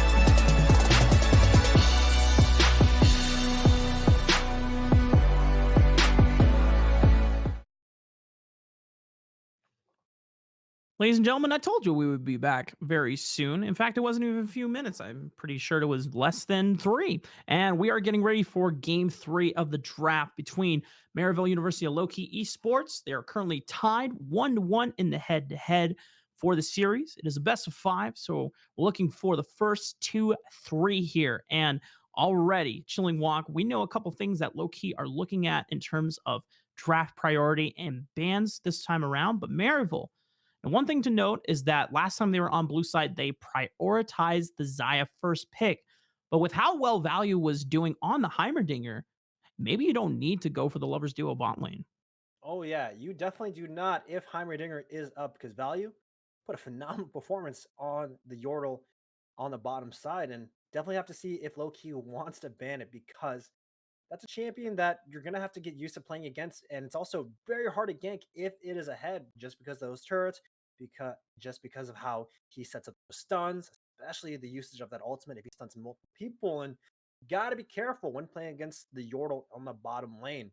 They did try and see if they could put the Syndra up against it. Unfortunately, Cat Ears on that Leona always got stuffed with a grenade if he ever went on anyone on the bottom side. So gonna have to see what they want to do as Lowkey because they're usually banning the Cassio, the Rise, and that Senna. Probably gonna have to drop one of those if they want to get rid of that Heimerdinger. The other thing I'm also thinking about is in terms of jungle priority for Iconic.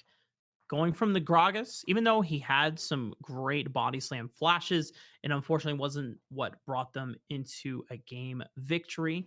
But the Rek'Sai Hail of Blades, definitely super aggressive. And even though he did get denied a few camps in the early game by City Witty, he was able to come back and exert his pressure on the map. And finally, draft phase has started. Olaf still being the first ban from Maryville University. Senna is actually the first ban this time around from Lowkey, which is a change up from their Cassiopeia ban second time around. But Maryville still going with Olaf Lucian. And I'm really curious to see what the third ban is going to be. But Rek'Sai is the first change from Lowkey. Yeah, that's definitely very interesting because now you have Rise and Cassio, both champs that Julian can play, are now up, and that's one thing we have to keep in mind. You know, are they going to let both of those AP Conqueror mages up on the table and just kind of let it go, or you know, ban one of them and see if Maryville takes the other, and see if they can set up some sort of trade here. And see here that Rise is going to be banned, but Maryville banning that Camille has won both games on either side, so maybe something Maryville is reading a little bit into and putting a lot of value on that champion as well. And this is a really interesting adaptation for Maryville as well. They suspect that now that Camille is both a priority pick for hybrids and 3-in-1 warrior, they know that they do not want to have to force the first pick it for themselves. They want to look at something else like the Cassiopeia, which is now available. But Zaya is also on the table. Heimerdinger is also on the table. And Lowkey, they're going to stick with the tried and true. Young going with the Syndra, and Zaya will be locked in for King Vex. Yeah, Young is phenomenal on this pick. He's going to pick it up again, and of course, taking his eye away from Maryville. We saw how comfortable Value and Shady are on their Lovers duo. Thaddeus, of course, is a phenomenal Rakan player, so Lowkey going to see what they want to do and see if Maryville wants to take away and separate the Lovers. But at the end of the day, though, Heimerdinger is on that table. They can definitely go for it again, and they're hovering it. And it's locked in. Heimerdinger will be picked up for Value, and Nautilus is still on the table if they want to get that dynamic duo locked in right now. It will just mean that Iconic and Hybrids could potentially get target banned out here in the next rotating phase. As Nautilus will be the pick once again for Shady. Yeah, you called the Rafa. Shady, phenomenal Nautilus player, making it work. We saw what happened in game 2. That was the bot lane of Maryville putting in work, putting a lot of plays together as well. So Lowkey gonna see if they want to pick up that Rakan or pick up something a little bit different to counter that bottom side here. Of course, Syndra more than likely not going to be going towards that bottom side. You don't want to Zion in the mid lane against Cassio. So gonna see how it turns out. And Lowkey throwing in that Trundle, I'm gonna bet you this is gonna be a Trundle support more than likely, because I don't think City wants to play that Trundle. But hey, who knows? Now, I've been theory crafting. I don't know how good it is. This is a Gold 1 player theory crafting. But with Olaf rising in the meta, even though he is banned, I was curious to see if Trundle will make a comeback in the jungle role, as it was a classic counter pick into the Olaf. But with no Olaf on the board, I could believe potentially a Trundle support, as that was also a valuable pick here. It could also just be a way to prevent Maryville from locking in another tank, or just sapping the stats away from Shady as he goes in with that Aftershock Keystone. But so far, top lane bans are Kennen and Kled here. So just denying more aggressive picks for hybrids to be able to play on, as Lowkey are looking to pick up either, as this Trundle could, if realistically speaking, we have no idea whether this is a support, a jungle, or even a top laner. I have a feeling it's going to go support, because Trundle, when we see Trundle in the support lane, it always wins against melee support matchups. And also, if Ghost goes in, you have that Trundle to see if he can separate his AD carry from the support, or if not, that separate any other follow-up side. So I definitely like to see Trundle support. It just sounds a little bit better. Keep Heimerdinger locked in place with that pillar. And low key though, City Witty pulling out the other predator, baby, and we're gonna see the lion, my man. Oh, the knife cat is going to come out in full force. This is a champion that if it gets ahead, there is no way to stop this cat from taking everyone's lives off the rift. This is so exciting. This is the series that I wanted to see. Such an exciting matchup and iconic. He's not going to go with as spicy as a pick. He's just going to go with the tried and true Jarvan, looking to make some early game plays if he can with that EQ classic combo. And of course, the Cataclysm just going to provide some great team fighting prowess in the later parts of the game. Yeah, and he's going to have to, Rava, because here's the thing. This is a very bad match for Jarvan the 4th, because you're just pretty much giving free reign for Rengar to farm it out. Of course, you're going to have to respect those ganks. If Jarvan gets those early ganks going, then it can spell doom for the laners. But nothing happens. City Witty's going to go rampant onto these double mages on the back end, and I can see why Maryville is picking these kind of frontliners to make sure City Witty doesn't pop off in these team fights. But low key, you know it's already on the top side. They're going to pick the man who can tank it by himself. It's going to be Mordekaiser. Yeah, the Brazilian special, baby. Mord el numero uno gonna go in the top lane for 3-in-1 warrior. And if we want to talk about lane dominance, I mean, Pantheon was a great example, but Mordekaiser is probably even a stronger example. Not only being able to just be dominant at lanes in the early part of the game, but arguably even at all stages of the game, just being able to send someone to the Shadow Realm with him in the 1v1. Even if Iconic wants to come and gank topside, no longer he can do that as efficiently, as he just might be trapped in the Shadow 1v1 against 3-in-1 warrior. And if there's no damage backing him up from hybrids, then you are less incentivized to make top lane a gank priority for yourself. Yeah, man, 3-in-1 warrior playing some Yu-Gi-Oh, man. You gotta want to duel the man who can send you the Shadow Realm. You better take it to him, because here's the thing. Mordekaiser in this matchup, it's a pretty solid matchup for him.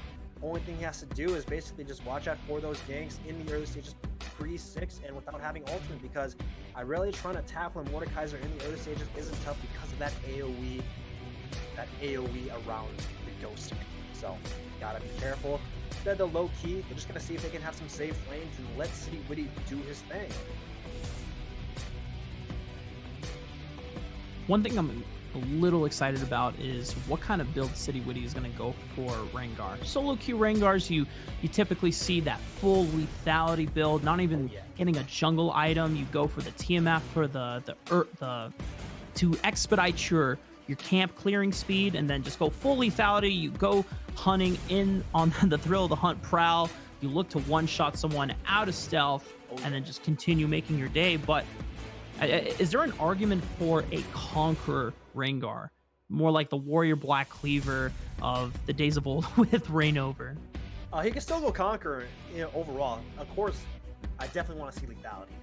Because here's the thing. You got 2 squishy mages, 2 low mobility, say, and Rengar can easily pop them as long as he just outplays the grenade and outplays the stun, the petrifying gaze from Julian. Should be looking good. However, keep in mind that these mid laners playing champions that they're well known for. Julian comfortable on that Cassio, the young god control on that Syndra. Got to see who can flex a little bit better in this mid lane. Keep in mind that when it comes to the early level 2v2s, you know, Iconic and Julie do have that favor. Definitely put Young on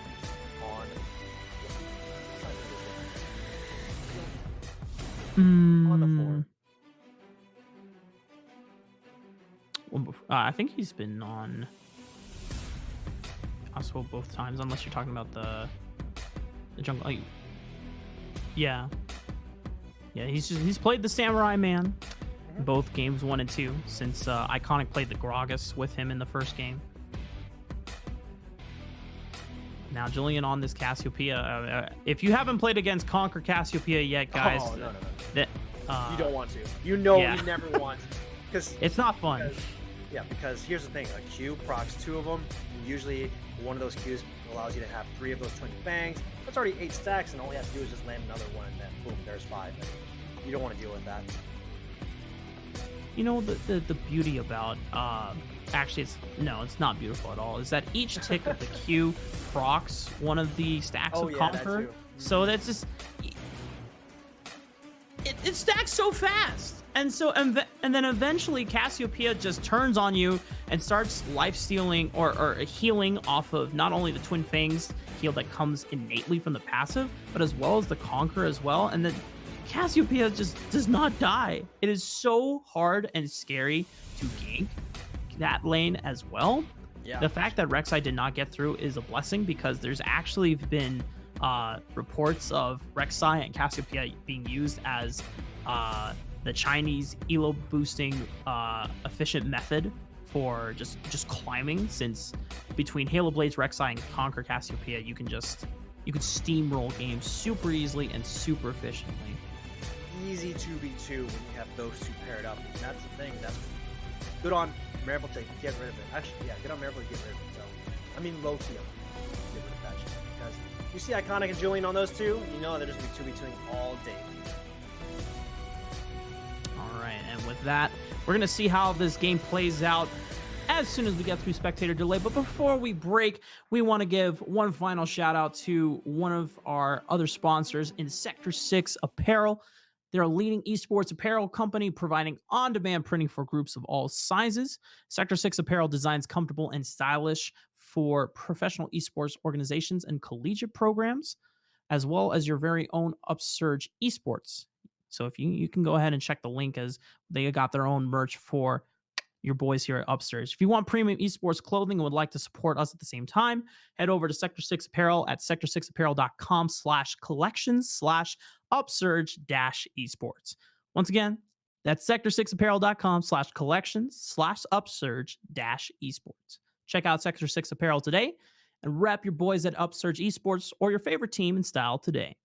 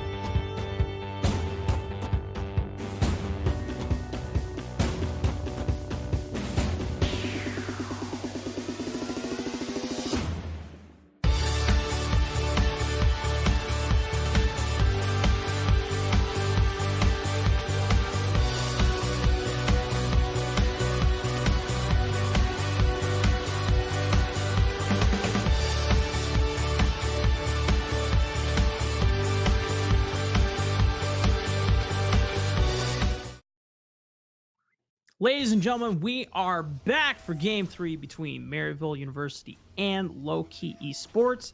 And guys, oh man, we got the Conqueror Rengar as Chilling Walk predicted. More than likely, we should still get the full lethality on Rengar as well. But once again, 5-man defensive spread. Doesn't seem like we should be getting any action level 1 here. Oh yeah. Nah, you don't want to have any early action against him. I'm telling you now. If not that, you can definitely get some early aggressive stuff against Julian.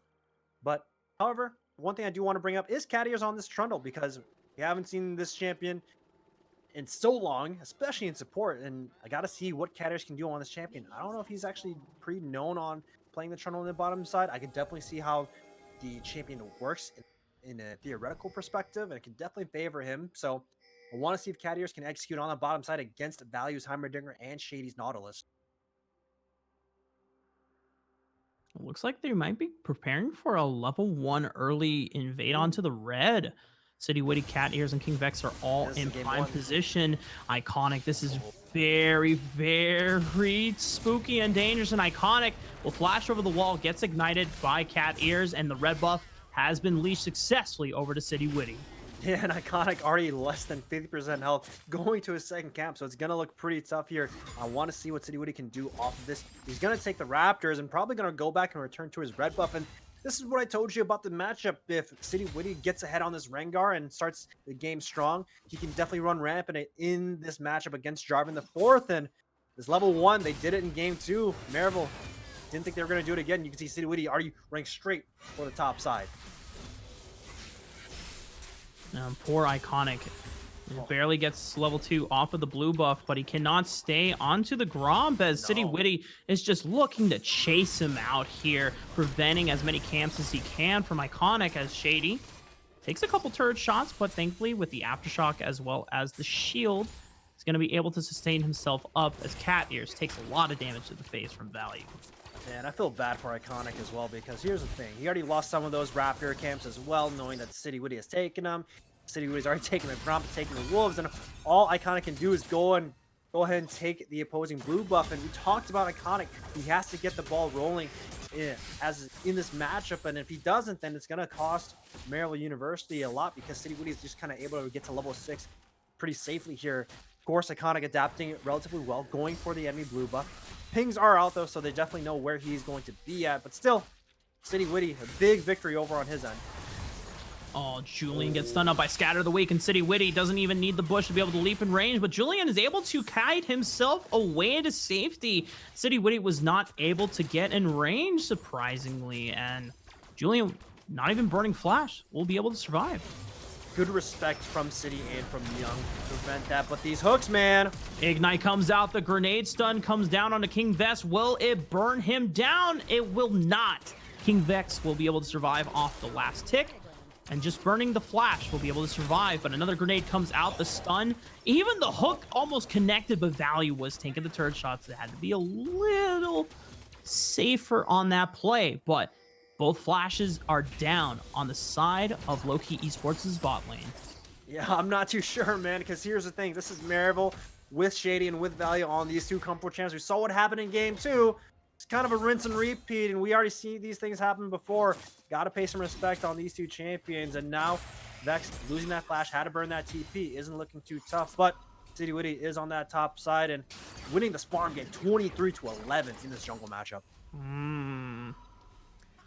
One of the things about Rengar jungle Chilling Walk is that the pitfall is that City Witty can't really gank, he can't really make plays happen early on. He has a lot of damage and he can skirmish well, but that can usually get negated by some of the more aggressive early game junglers such as the Rexar, the Lee Sin, or like Olaf. But when you get the free pick of the litter onto something like a Jarvan, whose main goal is just to try and gank lanes and assist and snowball other champions, then it's super free for City Witty to be able to just farm City and then getting that early invade off onto the red as well as the blue side of the map. Iconic is just barely scraping by to get some levels, whereas City Witty is already outpacing him in the jungle. Yeah, Shady's in the mid lane. He's looking for another gank, and this is what he likes to do. We talked about this in game 2.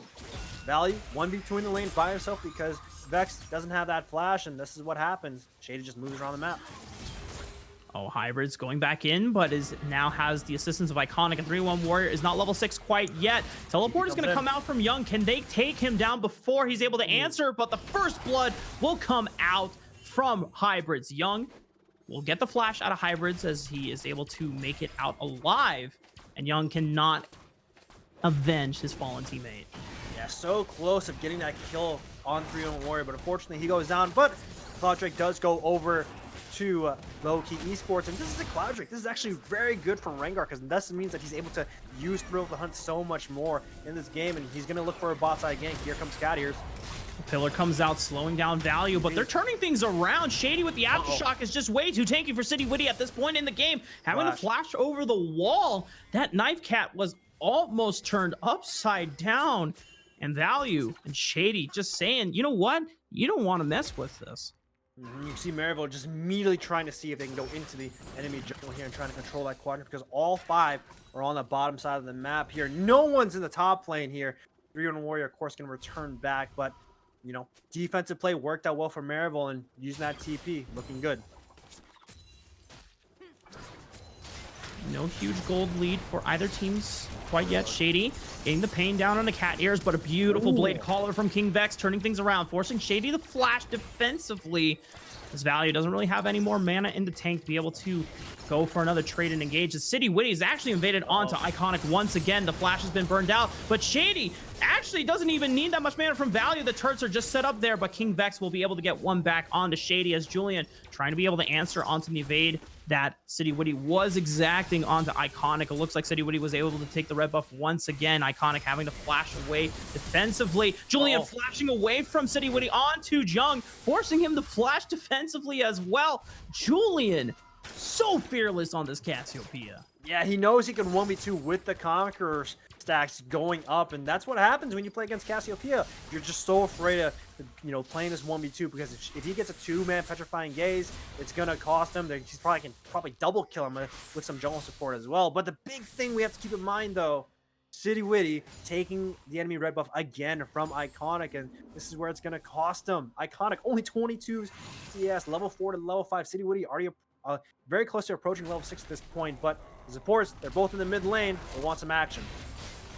Shady just says, okay, Cat Ears just walks up for a free hook, is going to be able to get a bunch of damage down on the Cat Ears as well. I'm not sure if that was necessarily the best, but he did need to make sure that Young could push in that wave safely as Julian now has blue buff. He's going to have to unfortunately recall as Hybrids has been sent to the Death Realm, pulling out the ultimate, the Blade's Edge, trying to be able to waltz out of this one safely. But even if he was able to get away from the 3-1 Warrior, City Witty was there for the insurance policy, and he does take him down.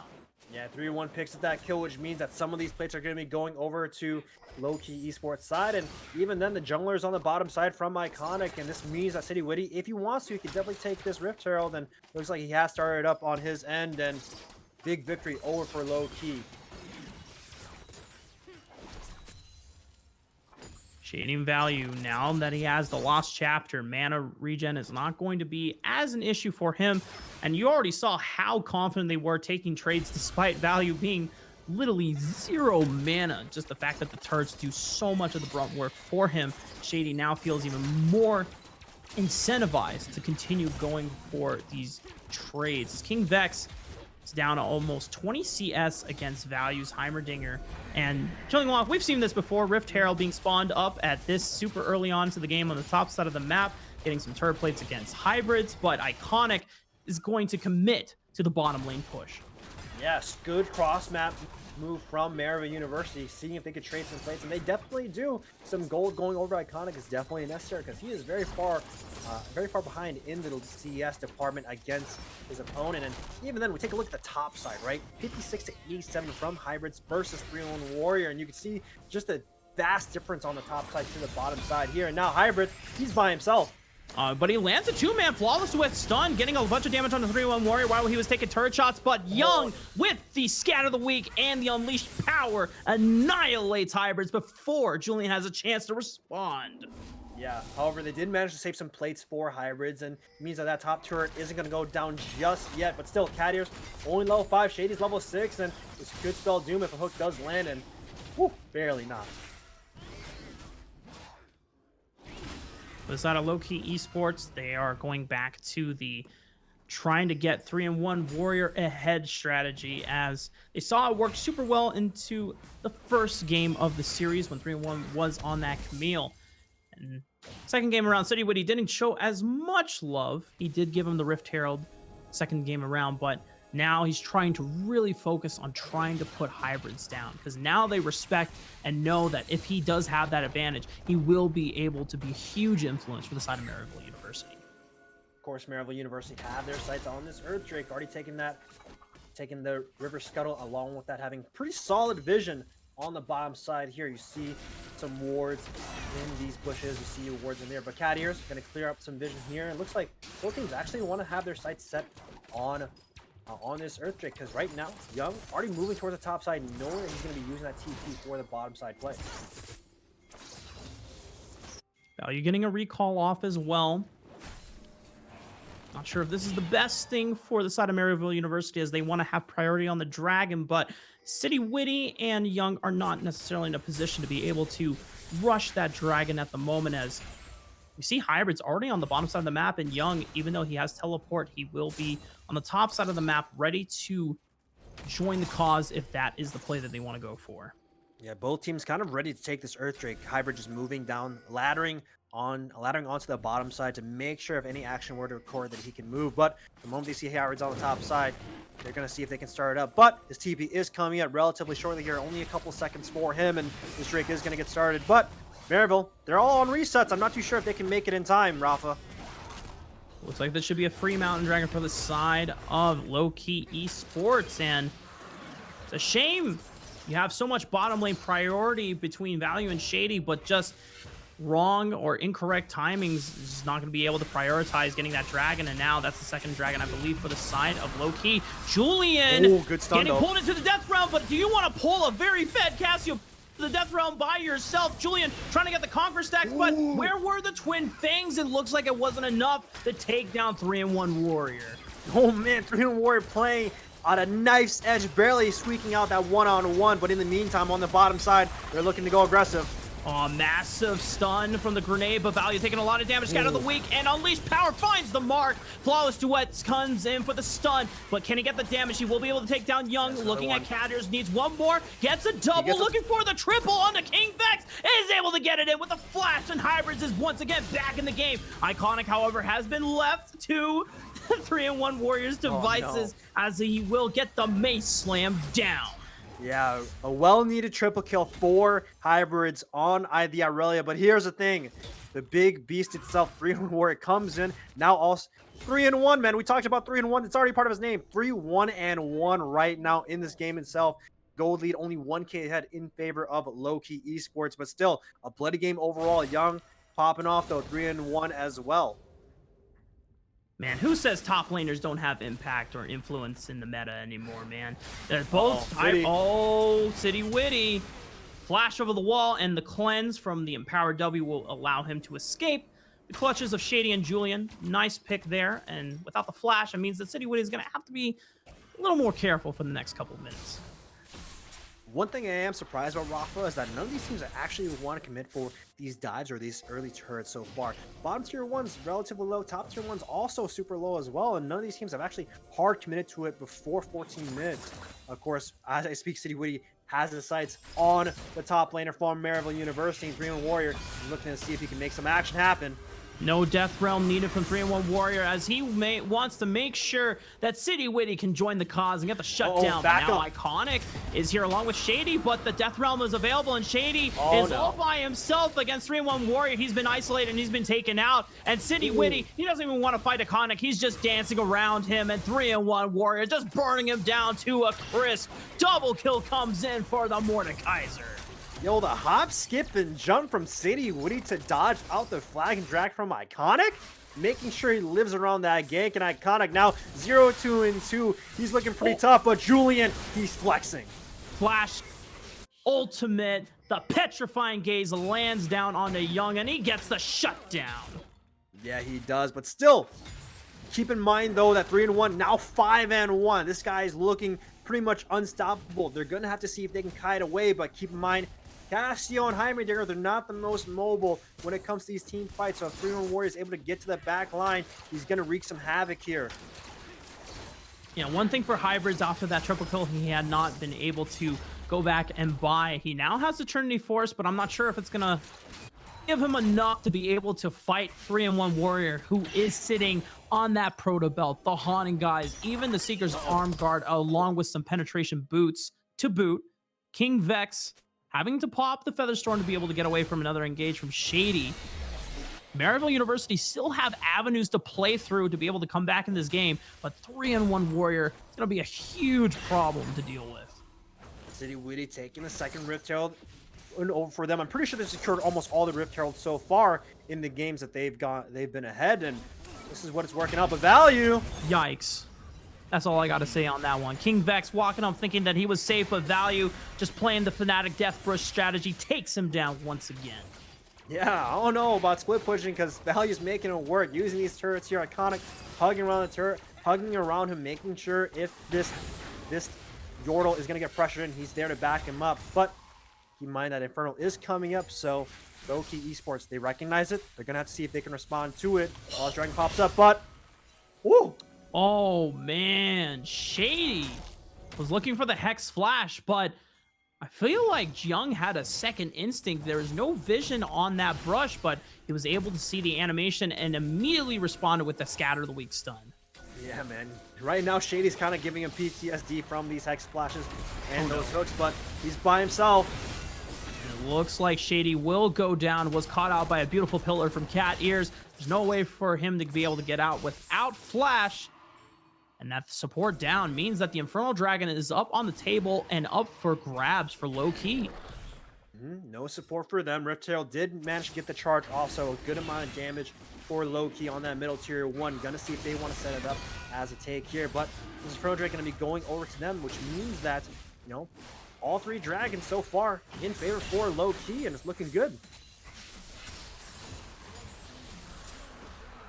Third dragon of the game picked up for the side of Lowkey Esports. Or I'm sorry, not third dragon, but yeah, it's Lowkey having the Infernal Dragon to their name, whereas Maryville, I believe, were actually the secure the first dragon of the game. No, never mind. It was all three for Lowkey Esports. So Soul will be the next one up for the side of Lowkey, if they can get to it. 18 minutes into the game as tier 2 turret on the bottom side of the map is being sieged on King Vex and Cat Ears, putting in the work as that Chomp can definitely get through turrets very quickly. Value and Iconic trying to deal with 3-1 Warrior on the top side of the map, but bot lane is collapsing. City Witty coming in with the Thrill of the Hunt, locking up the Hybrids. Cat Ears gonna pop the Subjugate on the Hybrids, trying to make him slightly not as tanky, but they're not going to be able to follow up for the kill, as they will have to rotate over to the mid side as another tier 1 turret will fall eventually. But Shady has his eyes on the Young. He's got no help, and Cat Ears cannot do anything over the wall, and Julian does get the pick onto Young, and mid wave might be open for Maryville University to bounce back. Yeah, both teams have the same exact kind of idea. Come from the opposite side. Let's see if we collapse. But Maryville, they went out on that end, which means that you get a little bit more of that breathing room of what, which is desperate, because Julian needs to scale. Value also needs to scale as well, and of course Hybrids needs to get to that point too. 3-1 looking pretty strong. 5-1-3 already has 2 items on his end, so if he's part of these team fights, it's going to look pretty strong. So good pickup for Maryville. A little bit of that breathing room, a little bit of seeing if they can pressure these turrets, and Value, he's kind of putting a lot of weight on these shoulders here. He got that bottom tier 1, rotated to the top tier 1, and managed to take that. And now he's sitting in the mid lane, and he's going to look to see if he can siege up on this middle tier. All thrill of the hunt being popped again once by City Witty, and Shady is going to be the sacrificial lamb as Value had to flash over the wall to safety. 3-1 Warrior still has Death Realm if he wanted to pop in on either Iconic or Value, but Wisely is not going to use it quite yet. They're just going to get ready for the siege onto this tier 1 turret. They need to break open the map to allow City Witty to get more vision control in. But 3-1 Warrior taking a lot of damage, having the flash away. Value, great stun. Iconic being able to use the Cataclysm to lock up King Vex for a killing blow. Julian is able to pick up the pieces here, forcing the flash out of Cat Ears as well. And right now, Maryville University, even though they do not have the tempo advantage against Lowkey Esports, City Witty trying to go back in. Iconic having to pop the stopwatch. It doesn't look like Julian was on the same page as his jungler there. We'll have to let him fall. Scatter the weak stun lands on the Julian, looking for more. City Witty flashing over the wall to get the leap from the bush, but he's taking too much damage. Julian is gonna pop the stopwatch. A lot of damage coming out. 3-1 Warrior sending Shady to the death realm. No crowd control will be had. Hextech Protobell off the back line. He's gonna get the shutdown and a double kill. Finds the E on the hybrids, looking for more damage. The triple kill coming out for Mordekaiser, and City Witty gets the ultimate down on the Value for a full man ace. Man, 3-1, now 8-1-5 right now in this game. He's looking so strong in these team fights, and because of that, let's talk about what started off, right? Because what happens is that in the beginning, King Vex gets caught out, gets caught by the Cataclysm, gets caught out by the Manasma, tries to flash and tries to maneuver, but nope, doesn't work out. But Iconic tries to see if he can over-aggress, unfortunately gets caught out, and because of that, it starts the win for Lowkey Esports. Everyone starts coming in. 3-1 teleports back in team fight. Young lands a good stun, and then City Witty flashing over the river to throw that net to catch the snake. That's what secures him that fight, and now they're up 7K. And Chilling Walk, at what point do Maryville University members start buying QSS to get out of the Death Realm? Is that even a considerable option, or do they just need other power spikes to be able to contest the side of Lowkey Esports? Well, when we talk about Quicksilver Sash, right, of course, any other backline damages would be glad to have it. But here's the thing. 3-1 Warrior hasn't been targeting any of the backliners. He's been targeting the man who's been dying the most on Maryville University, and that's Shady. Both those deaths back to back was caught out from him, and that's what happens. He's not even targeting the backline because they recognize that if they target one of these people in that death round and he managed to take them out, that means the entire composition just starts falling. And you can see here though, Maryville. Well, Iconic trying to force the engage with the Cataclysm on the two members. King Vex critically low, but will be able to flash out at the last second. Petrifying Gaze has gone down on the 3-1 Warrior, but he still is able to send someone to the death realm and take him down. And Maryville University find no killing blows in that entire exchange. Another full 5-man ace in favor of Lowkey Esports. Man, we talk about that engage. Iconic goes way too hard, way too aggressive here. King Vex actually managed to survive at the end of it, landing a great blade caller onto majority of the roster from Maryville University. And keep in mind that 3-1 was on a flank that entire time. He was one basically free hitting Value and Julian by himself. Puts Value in the death realm, takes him out, and Julian now caught in a rock and a hard place when 3-1 Warrior pops right out. And because of that, it's looking pretty hard for Maryville University to see if they can claw back. Because now it's going to be 12K gold in favor for Lowkey Esports. Seraph's Embrace has been completed by Julian, but I'm not sure. As we already saw, the Mana Shield wasn't enough to save him in the last fight. Cat Ears. Oh. Uh-oh. That's unfortunate. You will not have a stopwatch, unfortunately. And he's not going to build Zonias on Trundle. I hope not. We'll go into Gargoyle's Stone Plate as, oh, well, he just bought it right off the bat. So I wonder if Cat Ears was just sitting on stopwatch. He's like, wow, I'm never actually going to use this. So just pops it for fun, pops the Mastery 7. He knows he's on camera. He's looking good on this Trundle pick. Flexing just a little bit, because right now, even though laning phase didn't work out too well for Cat Ears, definitely making it work here, throwing that ultimate onto Iconic, onto Shady, making sure they die because they're the front line. If they go down, it's very easy to target the people who are very low mobility on the back end of Maryville University. It's working out so far. City Witty, 409. He even went adaptive helm just to be a source of gain for the squad. They're going to need it, and now Maryville University looking like home deep here.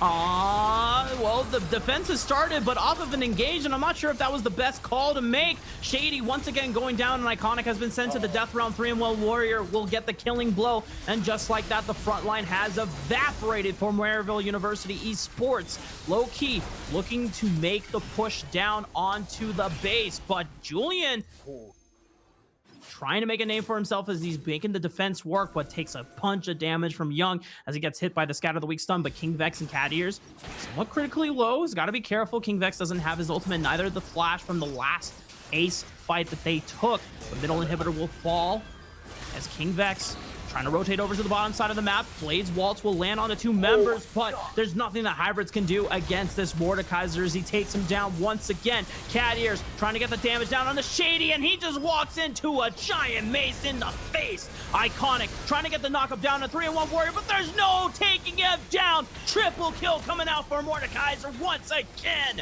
King Vex and Young picking up the pieces here as they take one down. An Iconic value being able to exchange one down onto King Vex, but at this point, there is nothing that Maryville University Esports can do to be able to fight back value, trying to put the damage down, trying to wave clear, but with Baron on their side, Lowkey Esports looking to make a name for themselves as they take Game 3 away from Maryville University.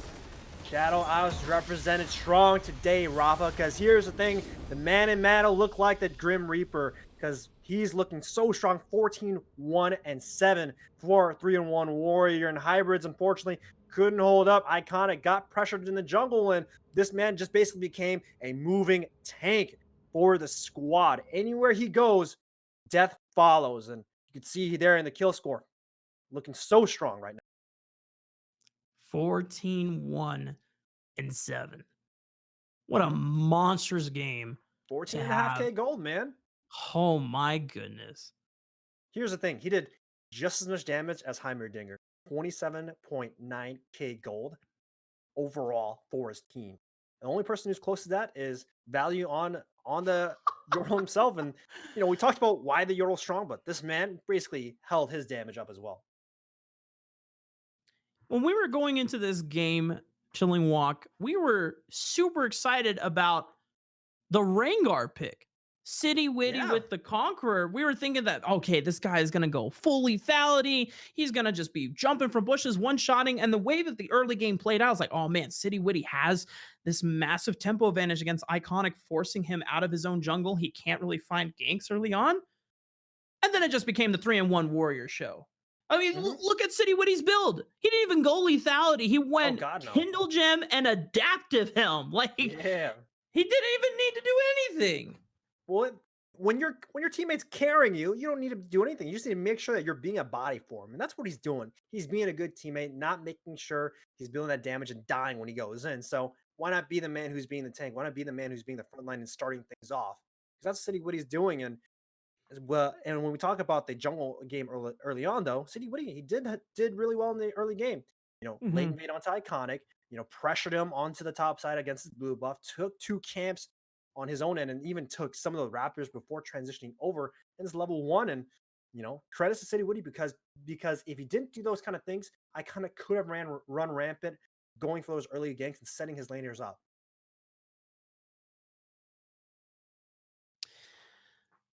Oh, I want to see how much healing was done. Both of them running Conqueror. Oh my. Who needs Soraka or any other healing supports when you can just run Conqueror with your kid and then just never die? You're not wrong, because here's the thing. City Witty, 17.3K of healing, and then 3-1, 14.7. That's huge off of Conqueror. And their kid, of course, too, but still. Well, with that, Chilling Walk, I think there's some questions that Maryville University are going to have to answer in the Game 4 draft. This is match point for Lowkey. We did not expect to be saying that coming into the series. We thought Maryville were going to be the ones with the advantage here, but they're getting pushed to the limits here. And if they do not want to risk missing their finals appearance with Lowkey Esports, they have to make big changes in this next game and then take it to Game 5. Yes, sir. It's looking tough, man. I want to see Maryville bounce back. I want to see what they can do here, fix up their gameplay. Right now, low-key, they're throwing everything on the table. All these different champion picks, they're working. And right now, Redside's up 3-0 against Blue. And Maryville, they're going to have their chance out of the Reds. And I want to see if they're going to keep that streak going. We'll definitely have to find out as, ladies and gentlemen, we're going to get ready for game 4 and the draft phase. Don't turn off that browser. If you haven't seen it already, this series is incredibly hype. You do not want to miss this last game or these last 2 games.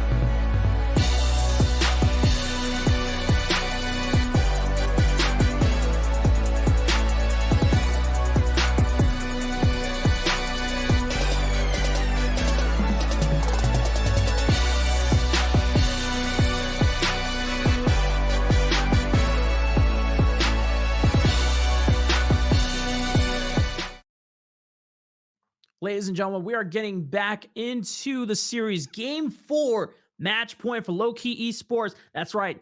You heard it.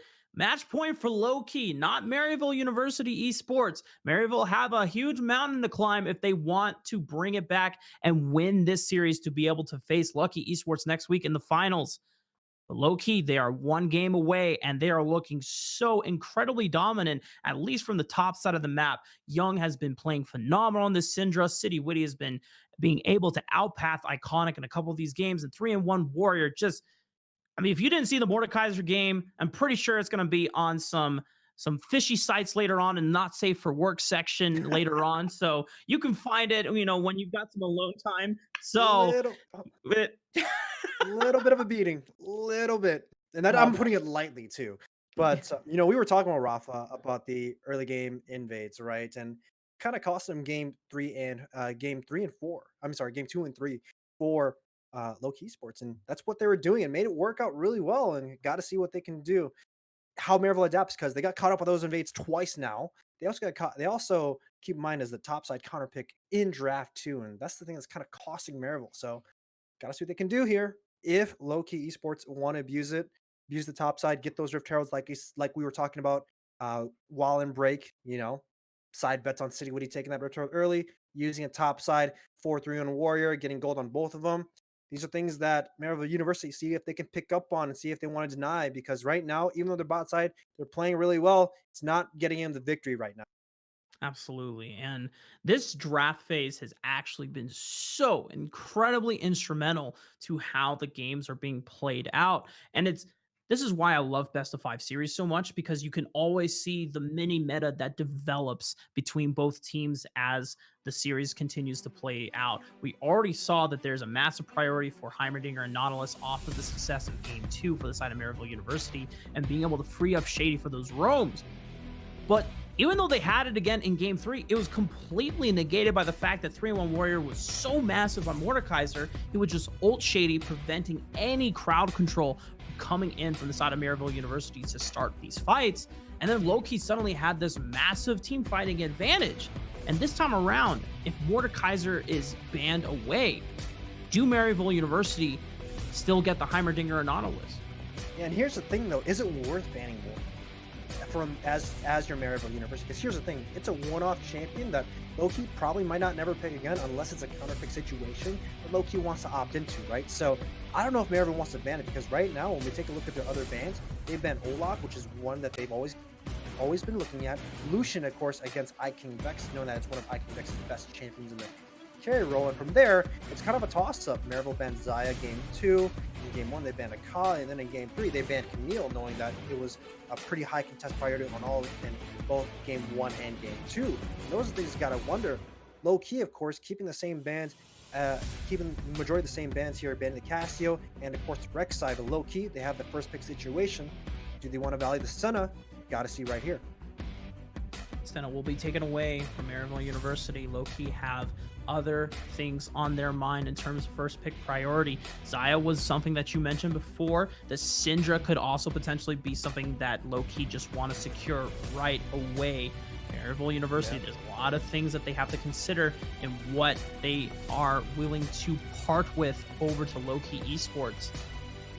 Yeah, another thing to keep in mind is that Maryville going to ban that Rise, because if it's not, that's a big question. It looks like they won't, because it looks like Xayah will be banned on Maryville as their last one. So now, Lowkey, they get their first pack on that Rise, and got to see what they do. Instead, they want to opt into that Syndra. I mean, Young, despite even game 2 being paired up against Value's Heimerdinger, he has been incredibly useful and very, in terms of utility, very useful, being able to set up fights, to scatter the weak stuns, even coming off of the back of Unleashed Power, so you can get the multi AoE stun available in these team fights. They've been incredibly massive. And Maryville University, they know that Value can definitely work with this Heimerdinger, so they're going to lock it in once again. Question is, do Maryville want to pick up something right now for themselves, or do they just pick the Nautilus once again? Yep. Maryville, Shady, 2-2 so far in this. Sorry, 2-2 so far in this set here. Picking up that Nautilus again for him. Looked pretty well in the laning phase. Unfortunately, when we take a look at game 3 specifically, All he did was basically just be meat for the man from Noxus now, not Shadow Isles, as there was a lore change, but still, Shady, okay, being comfortable playing this champion again, and gonna see what he can do here. He did make some early game roams, but Lowkey were cognizant of it moving forward. So gonna see what they want to do here. Cat Ears locking that Trundle again in that bottom side. So, pretty much almost the same draft so far from game 3. I think the real change is going to come in once Maryville gets to their final pick of the first pick and ban phase. I would imagine that with Cassiopeia off, I don't know if Maryville wants to go for Yasuo once again for Julian unless he feels there is no other better pick. Rise is up on the table potentially for him to grab if he wants to go for this. Syndra, or not Syndra, Sivir is actually the bottom laner of choice for King Vex. I could definitely see the theoreticals behind it because you can use the ricochets to kind of hit those turrets. You are able to soak up some mana as well when Value is throwing out those spells. So that's one thing I do want to wonder, how well can they run it? Definitely a solid stack, and we know that Maryville can definitely put that pressure onto that bottom side. But still, Maryville going to take away that Camille away from Lowkey. They liked it from game 1 and game 2, saw value in it. So going to put hybrids on something that he's very comfortable with, and now they're going to set up those bans against Lowkey in case to see if 3-in-1 Warrior has a good counter pick into it. Renekton being taken off the table as a potential counter pick over against hybrids. And one thing you said before that we didn't get a chance to talk about it on broadcast here, but a lot of the series has been kind of dictated by top lane counter pick. We saw how comfortable hybrids was once he was able to get the Camille against the Pantheon, and even though early on Pantheon does win that lane pretty hard, he eventually outscaled him in the split push and was able to take down 3-in-1 Warrior in the side lane. But every time that hybrids was able to get ahead on that champion, or I should say a 3-in-1 Warrior was able to get ahead on a particular champion, we saw the destruction from Mordekaiser, and then of course his own Camille gameplay in game 1 of the series. Sure. I'm just really curious to see what is going to be the final pick for 3-in-1 Warrior. Mordekaiser is still up on the table unless they ban it, and they actually take away the Pantheon. So the Mordekaiser is still up on the table for Lowkey. Hear me out, Chilling Walk. Does Julian lock in Mordekaiser to ensure that they do not get it? I'm not too sure. I don't want to see a Mordekaiser in the mid lane against Syndra because that's not going to be fun. But keep in mind that when it comes to Mordekaiser versus Camille, the matchup's actually kind of tricky because Camille, of course, is going to lose the early stages against Mordekaiser. But when you start approaching the first item spike, that's where Camille actually starts taking off because she's going to have a lot of movement speed against Mordekaiser. All you have to do is dodge that Q when you're in that death realm or when you're fighting him against him one-on-one, and Camille can definitely maneuver around that with the hook shot and with that movement speed from that force. So it's going to make it work here. But take a low key. Of course, you're seeing these two bans here. It's going to be Yasuo and Rise from Lowkey Esports, and those are the two bans. And it looks like, just to make sure that everyone else is on the same page, we have I'm assuming a Rise ban. Yep. Rise ban. Okay. Yasuo and Rai. Yasuo and Rise. So 2 mid laners, but the Tristana has been picked up. I'm assuming that is going to be for Julian in the mid lane. There is still a jungler up on the table for Iconic. No Rek'Sai to be had. We've already seen the Gragas. We've already seen the Jarvan. Is there anything else in Iconic's champion pool that he will feel comfortable about as we wait to see what is Lowkey's jungler of choice? Yeah, of course, Lowkey locking that Akali here. Really solid pick here, and there it is. There's the Rengar for City Witty. Did pretty well going from game 3. Did that early game invade and track down Iconic and make sure he was non-existent in that game. So now, knowing that there is a counter pick available for Iconic, got to see what he wants to do against Rengar. Keep in mind that Lowkey, they do have that Akali for 3-in-1 on that top side. A good matchup for against Camille, but now Iconic logging that Echo.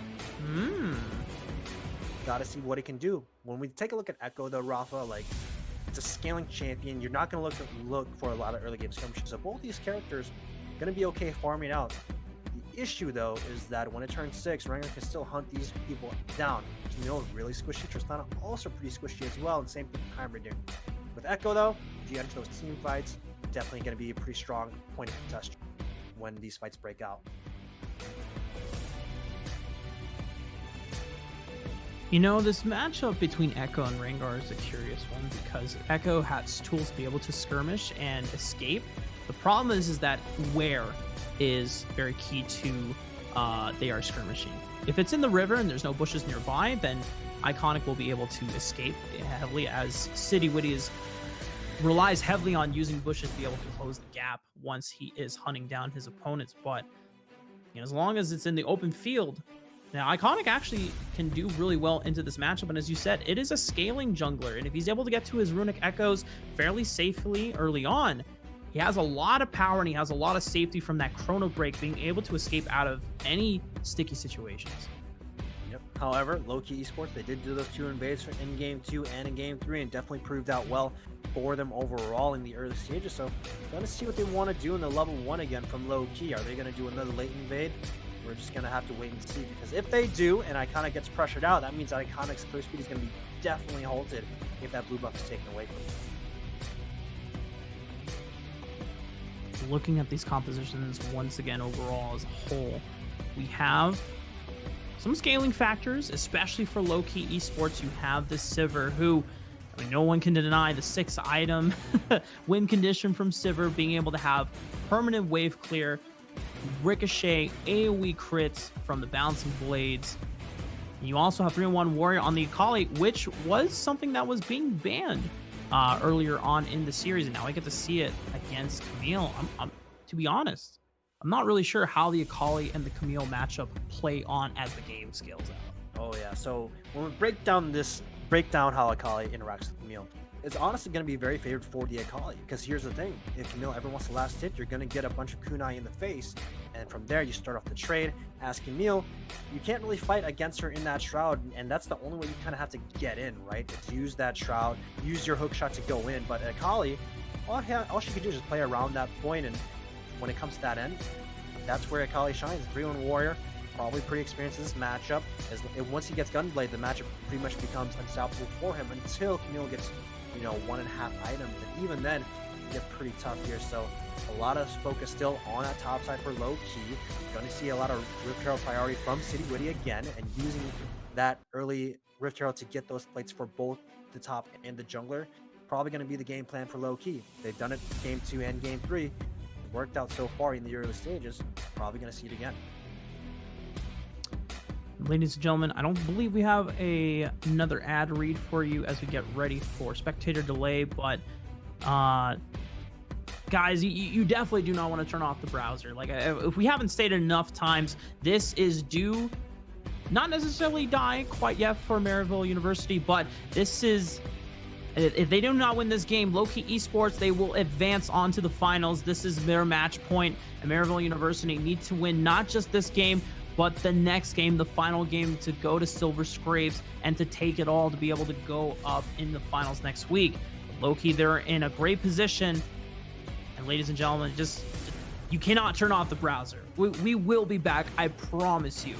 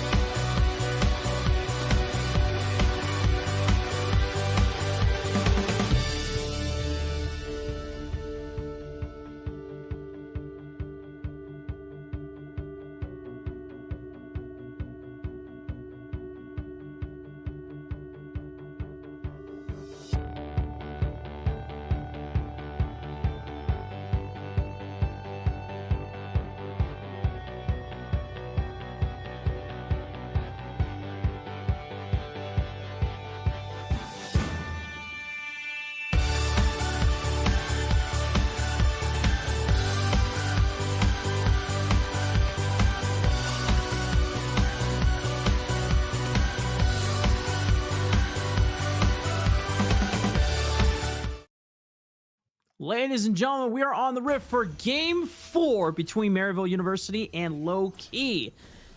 5-man defensive spread comes out once again. No cheeky level 1 invades, but last time for Game 3, we did see that really late invade from City Witty and the bot lane of King Vex and Cat Ears. Can they do something again?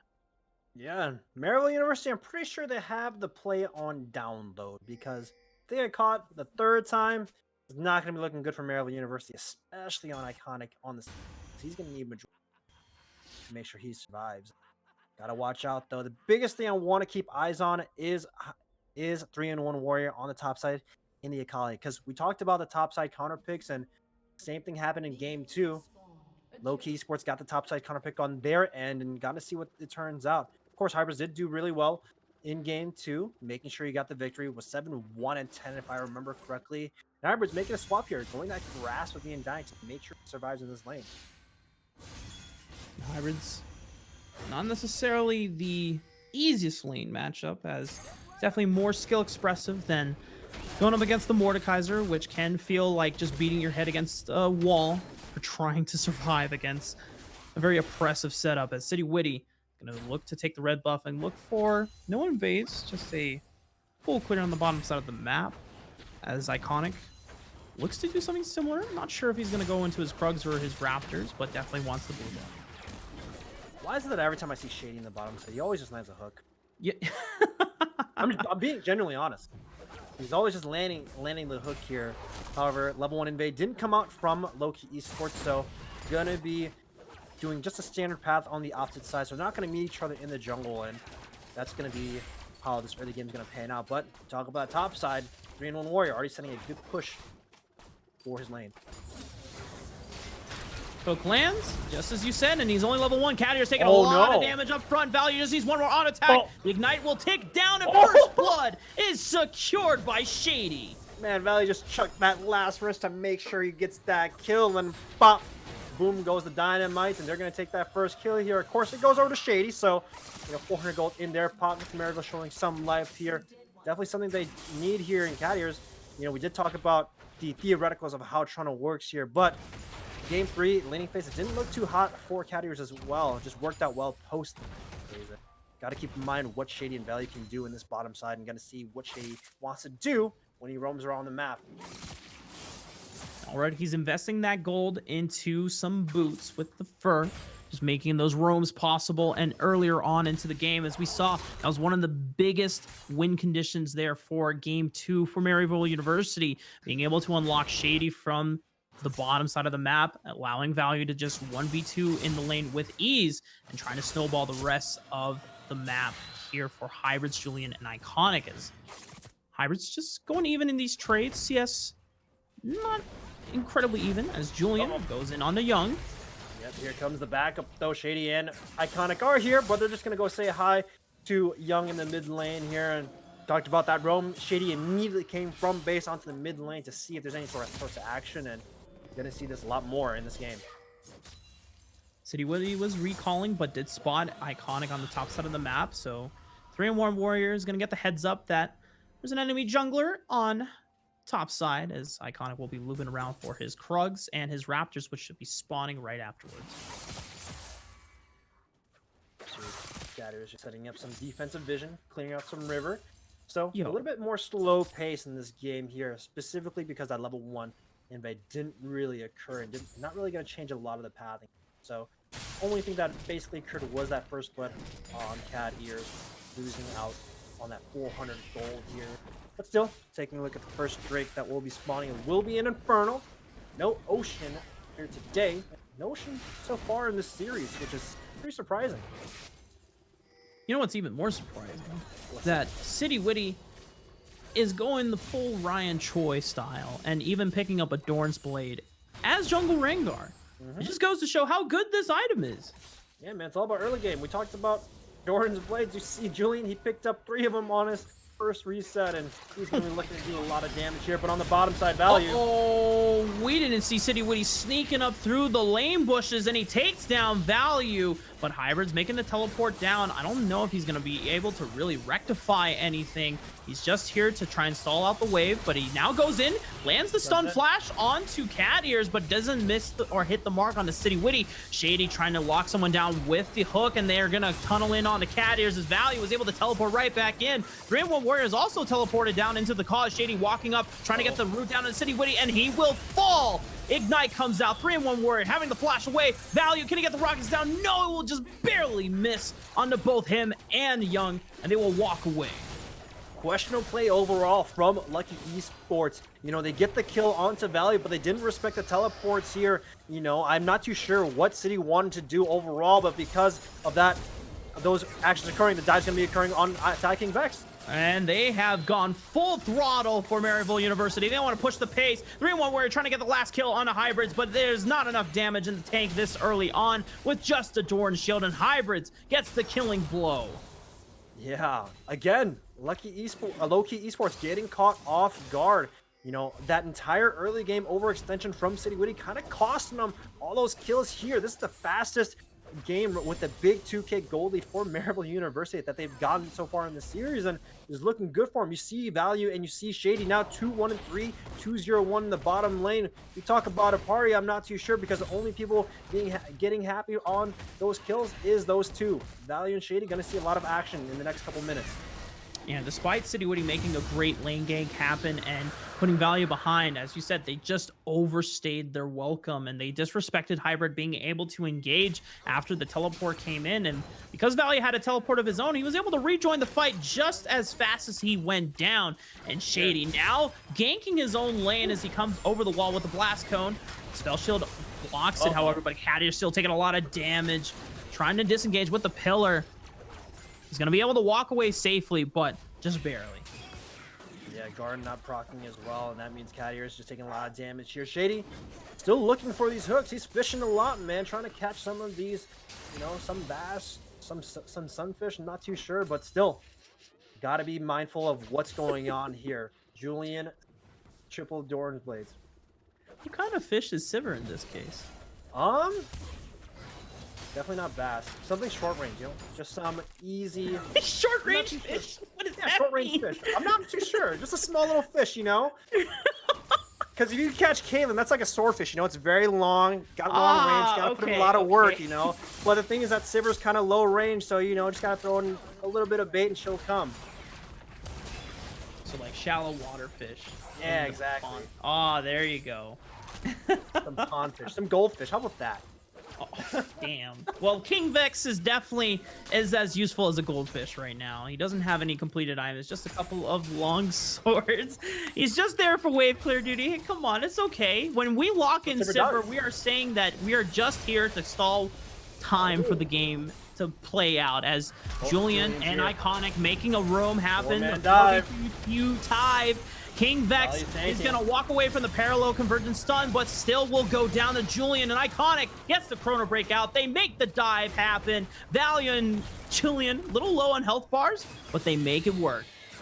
A little bit of misexecution here. Value was actually the first one to tank those turret shots, but regardless, Value understands his limits, backs out just in time. Because of that, they're going to be looking to take that first turret before 14 minutes. This is the fastest turret so far in this set so far, Rafa. So a big victory for Maryville University, and this means that, you know, gotta watch out to see what Lowkey wants to do, because right now, King Vex and Cat Ears, 1-5 overall in this bottom side. See City Witty already on the top side using that Riptail, as we said. It's their bread and butter, but their bot side has lost so hard.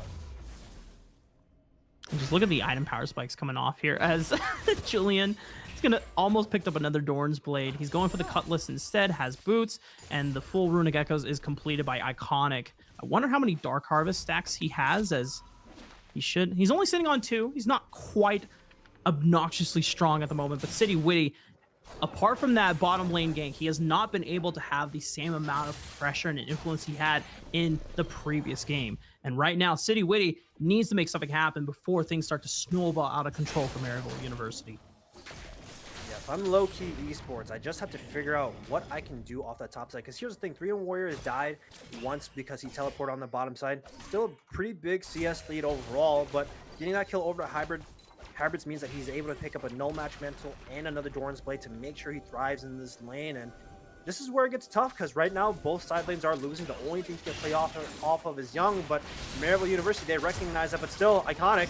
Iconic popping the Chrono Break and the Flash. He's not going to be able to get away. 3-1 Warrior keeping up the chase here as he takes him down. Still has perfect execution for one last cast. He's going to use it to disengage, but he gets locked up by Shady with the hook, and he will go down to Julian. Value flashing forward, was looking for someone else, but Cat Ears is able to flash away. Meanwhile, Hybrids in a 1v2 against City Woody and King Vex. I don't think he's going to be able to get out of this one. Oh, Hextech ultimatum into the hook shot. It actually gets him away. But just as I say that, City Witty did have to throw, and the Hunt is going to be able to take him down. Cat Ears will fall. We've seen this story before. A hook and a stun from the grenade is going to be able to allow him to get the kill. Man. But City Witty gets annihilated by Julian. He's rocket jumping. He's Goomba stomping. He takes down City Witty and forces King Vex to flash.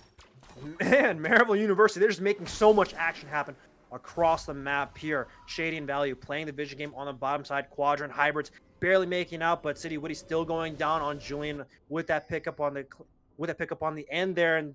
And this is the thing I want to talk about. Young, the only person you can play off of is Young. 0-0-1 so far. You're gonna have to see what you can do to play off of him and see if he can be the pillar to make sure you guys can get into the mid game. Because if Young goes down just once, twice, the game can, you could say, is pretty much lost for Lowkey.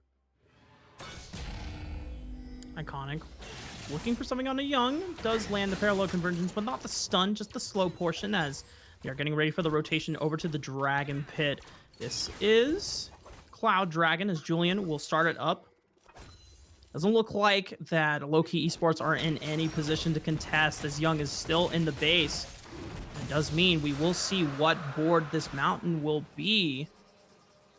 It's the ocean. This is the first time we've actually seen the ocean the entire game here, Chilling Walk. Yeah, especially with City Witty. He's going to be a happy little lion hopping around, skipping and jumping around these bushes. But here's the thing. You're down 4K.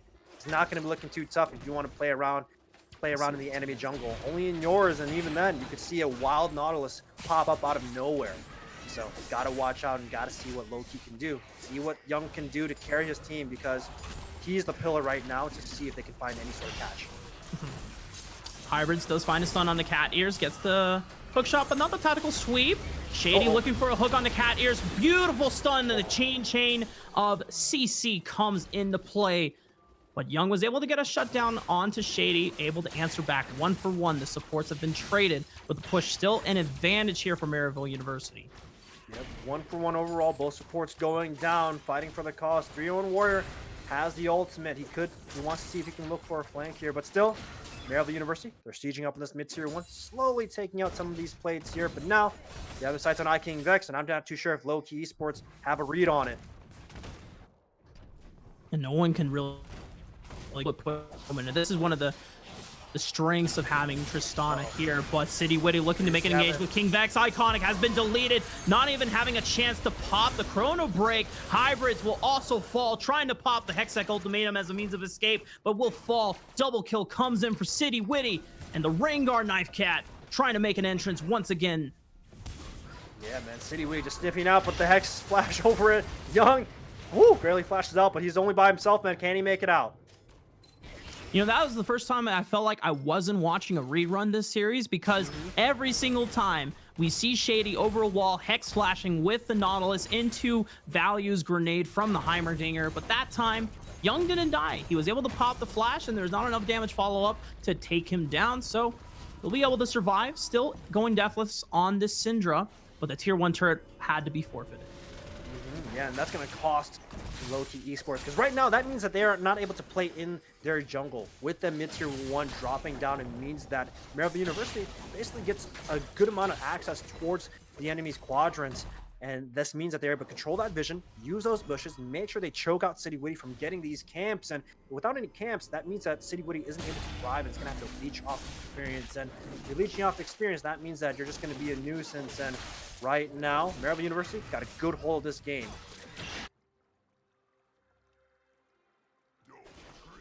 You can look at goal difference right now. 3,000 in favor of Maryville University. 2 turrets to the name as well. They definitely have control of the map. And with Julian being able to rotate over to turrets, it's easy for him to take them down. As Iconic looking to pick up this Rift Herald while it is still available, and there's no one really to contest them, as majority of the side of Lowkey Esports are on the bottom side of the map, and they're not going to be able to answer in time. Now, where do we send this Rift Herald, though, if that is the question? You can use it to crack a side lane. You can use it to crack the middle tier 1.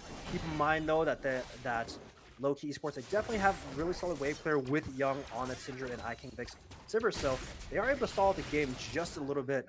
And when you look at Maryville University, they just want to see if they can dive with 4 of those, values, setting up that dive with that ultimate concussive grenade.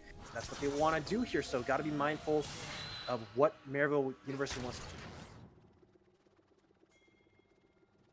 All just hanging out together on the top side of the map, getting some vision control through this jungle, trying to protect Julian to be able to make this turret push happen. Is Iconic will not land the parallel convergence stunts, and 3-1 Warrior is very safe inside the shroud, forcing Iconic as he was taking too many turret shots to pop the chrono break. City Woody getting immediately exhausted out of stealth. Beautiful scatter the weak stun from Young, and gets the unleashed power down with the final orb, getting the shutdown onto Julian. 3-1 Warrior making the cleanup crew happen onto Iconic, flashing in with the perfect execution. Now the rest of Maryville University are going to try to pick up the pieces here, but it's still 3 on 5. Ignite going down onto Shady. Cat Ears popping the subjugate, making him not as tanky as before. Def Charge has been used on the support, so Young and 3-1 Warrior are free to reign supreme on these guys, but 3-1 Warrior is not going to be able to get the damage in. Hybrid's popping the Hextech ultimatum, going to take him down. Young still on the chase, looking for the W into the scatter of the weak. We'll be able to get him. City winning. Oh my god, the Tiamat proc,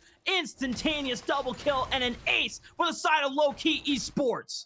Man, a 3-on-3 on the top side, and right there, Lowkey Esports bounces back. iKing Vex was by himself on the bottom side, pushing that lane. Now he gets that bottom tier 1. Now the turret 2-3 in Lowkey Esports. They're looking pretty strong. City Witty 5-2-4. We talked about the build that he was going for last game. He went as a tank because 3-1 was such a beast. Now this is City Witty's show and Young's show. The mid jungle 2v2. Cat Ears finds Julian. King Vex has his back, but that's a lot of damage from the Buster Shot. Well, City Witty finds Iconic, and he's gonna go unstoppable on the Rengar. 6-2-4, and the first Ocean Dragon is up to take for Lowkey Esports. Yeah, City went up to Iconic and just caught him in the net, saying, "You're not going anywhere. That chrono break ain't gonna put you anywhere, my man." Takes him out 6-2-4. This man is gonna be looking to hunt everyone else on Maryville University because this man's a gigantic threat. What a huge swing momentum coming in for Lowkey Esports here at Chilling Walk. We saw that the early gold lead for Maryville University was pretty, I mean, we can definitely not deny it. Shady and Value were doing well in the bottom lane. They got the early first blood onto Cat Ears. They had lane dominance there. They had the lane priority to be able to pick up the first dragon of the game. They rotated over the mid. They rotated over to the top. They started taking down turrets, but ever since that fight on the top side of the map, things have turned around, and Lowkey Esports now have an avenue to get back into this game and potentially close out this match. Yeah, keep in mind, they were down 3K before that fight ever occurred. After that set of events, now they're up only 1K now, and this is a big swing. They're going to have to see, Maryville University has to see if they can kind of rally together, bounce back, see if they can team fight. We like a 3-1, has that Gunblade, and pretty much 1v1 him, and now City Witty, he's going hunting. And this time he's going the full lethality here, Chilling Walk. Last game, it was the 3-1 Warrior show, and we saw this weird Kindle Gem adaptive helm build because he just needed to be a meatball for 3-1 Warrior to be able to operate through. But this time, City Witty gets to put on the carry pants. He's got the Duskblade. He has the Tiamat. The Warrior enchantment is already completed. City Witty is looking to pop people left and right. Yep, they get the bottom tier 2, and Maryville University responding on the middle lane using this Rift Herald. They're going to see if they have to see if they want to crack it. iKing Vex is there, though. Has that wave clear, but X-Flash with that hook. Lands the hook, but the spell shield is answered in, and it's just a great reaction from King Vex to be able to negate an all-in pick from the side of Maryville University. They do give up the second tier turn in the mid lane, but Lowkey Esports, they're making the trades worth it overall as they're opening up the map on the bottom side of the map and giving more room for City Witty to operate through. like what Maryville University is doing here, setting up the trap here, but gets sniffed out by Cat Ears, making sure that this Baron is going to be taken from Maryville University. And now they have the inside track on the middle tier 1.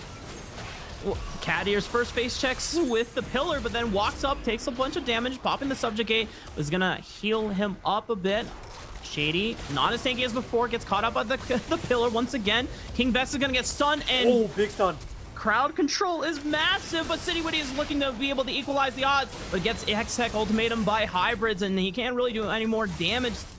Explosive shot is not going to kill him quite yet. 3-in-1 warrior going to have to escape using the perfect execution, as well as the shuriken backflip. And just like that, Maryville University, they're making a defense happen, as they're reminding Lowkey Esports, just because that scuffle happened on the top side of the map doesn't mean Maryville University are completely down. Yeah, so many of those small intricacies actually occurred to make sure Maryville won here. Hybrids using that Hextech ultimate the moment City Witty jumped in, so that damage, that burst damage that City Witty has, is nullified here. Big stun coming in from Value to stun 3-in-1 and Young as well. King Vix getting caught out, had to force that flash as well, and these small little things are pretty much costing him these fights. If they get those fights, if they get that trigger in, Lowkey Esports can definitely win them, but Shady and Iconic and everyone else in Maryville, they're holding together so far. We talked about that vision game. Maryville University is really good on it. Pretty much almost an even game, and this is where the vision game is going to count here. City is going to get sniffed out with these wards. Maryville still on the aggressive as Shady looks for another hook, but it gets negated by the spell shield from King Vex. Pillar comes out, slows him down. Not going to be in any trouble just quite yet. Hybrid still splitting on the bottom side of the map, has not finished his Trinity Force quite yet, so that's a huge power spike that he's missing out on, but they find the engage on the Cat Ears, landing everything. The Ignite too, as well as throwing the kitchen sink. Iconic almost at the point of trying to pop the Chrono Break, but we'll hold it. We'll be able to walk away safely. Yeah, I'm not too sure what Cat Ears is trying to do there if you want to start a fight here. Standing in front of Shady, this is what's been occurring in laning phase and has been occurring overall. He's just standing in front of Shady, takes the hook, and then takes a gigantic stun from Value, and it's basically costing him a lot. He already has 6 deaths. 50% of the team's death is from Cat Ears himself. Can't be getting caught out like that, because right now you're costing the team tempo. I will have to say that it is super critical that the one game where City Witty is popping off, it is the ocean map. More bushes means more ways for Rengar to be able to jump and assassinate people on the rift. 3-in-1 warrior aggressing onto Julian, getting a bit of poke damage. Is not gonna force anything out of him quite yet, as Maryville University just constantly fighting for vision control as well as control of the mid wave, as they do not want to give up tier 1 turret, as that has been giving them a bunch of safety, being able to control the map. They give up the Ocean Dragon, but they will take down Cat Ears as a sacrifice. And now Maryville University still pushing down onto the mid turret under the inhibitor. They have the advantage here. King Vex forcing the on the hunt just to be able to have the movement speed to rotate and defend. Throw the hunt land. Oh my god, the damage comes out from City Witty, but is not able to pop anyone. Julian being able to make the counter assassination happen. Iconic finding 3-in-1 warrior and the Chrono Break over the wall to escape. And City Witty and 3-in-1 warrior try to make the assassination happen, but they could not.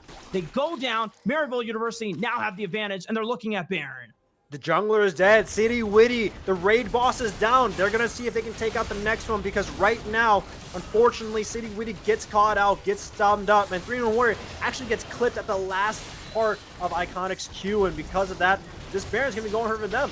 Good little retaliation, good idea to split them off. Unfortunately, costing them, but low-key, they're going to see if they want to stop some backs. Hybrids looking for the hook shot. Doesn't stun anyone, but Cat Ears is going to take a brunt of the damage, as well as King Vex. And Young, he's been pretty amazing this series, but I don't think he can fight a 1v5, as he will get shut down by Iconic. And Maryville University take a commanding lead in this game 4. Cat Ears just running in and just dying immediately like that. I'm not too sure what his logic is. You know, you're trying to stop these backs. I definitely understand. You want to see if you can get that tempo, but, you know, why actually run in there and throw yourself away? Because you should look to defend Young and defend King Vex on that stage. But even then, 0, 8, and 6, this champion worked out well in game 3 when you had the advantage. But right now, when you're at the disadvantage, I'm not too sure if this is the pick you want into their composition.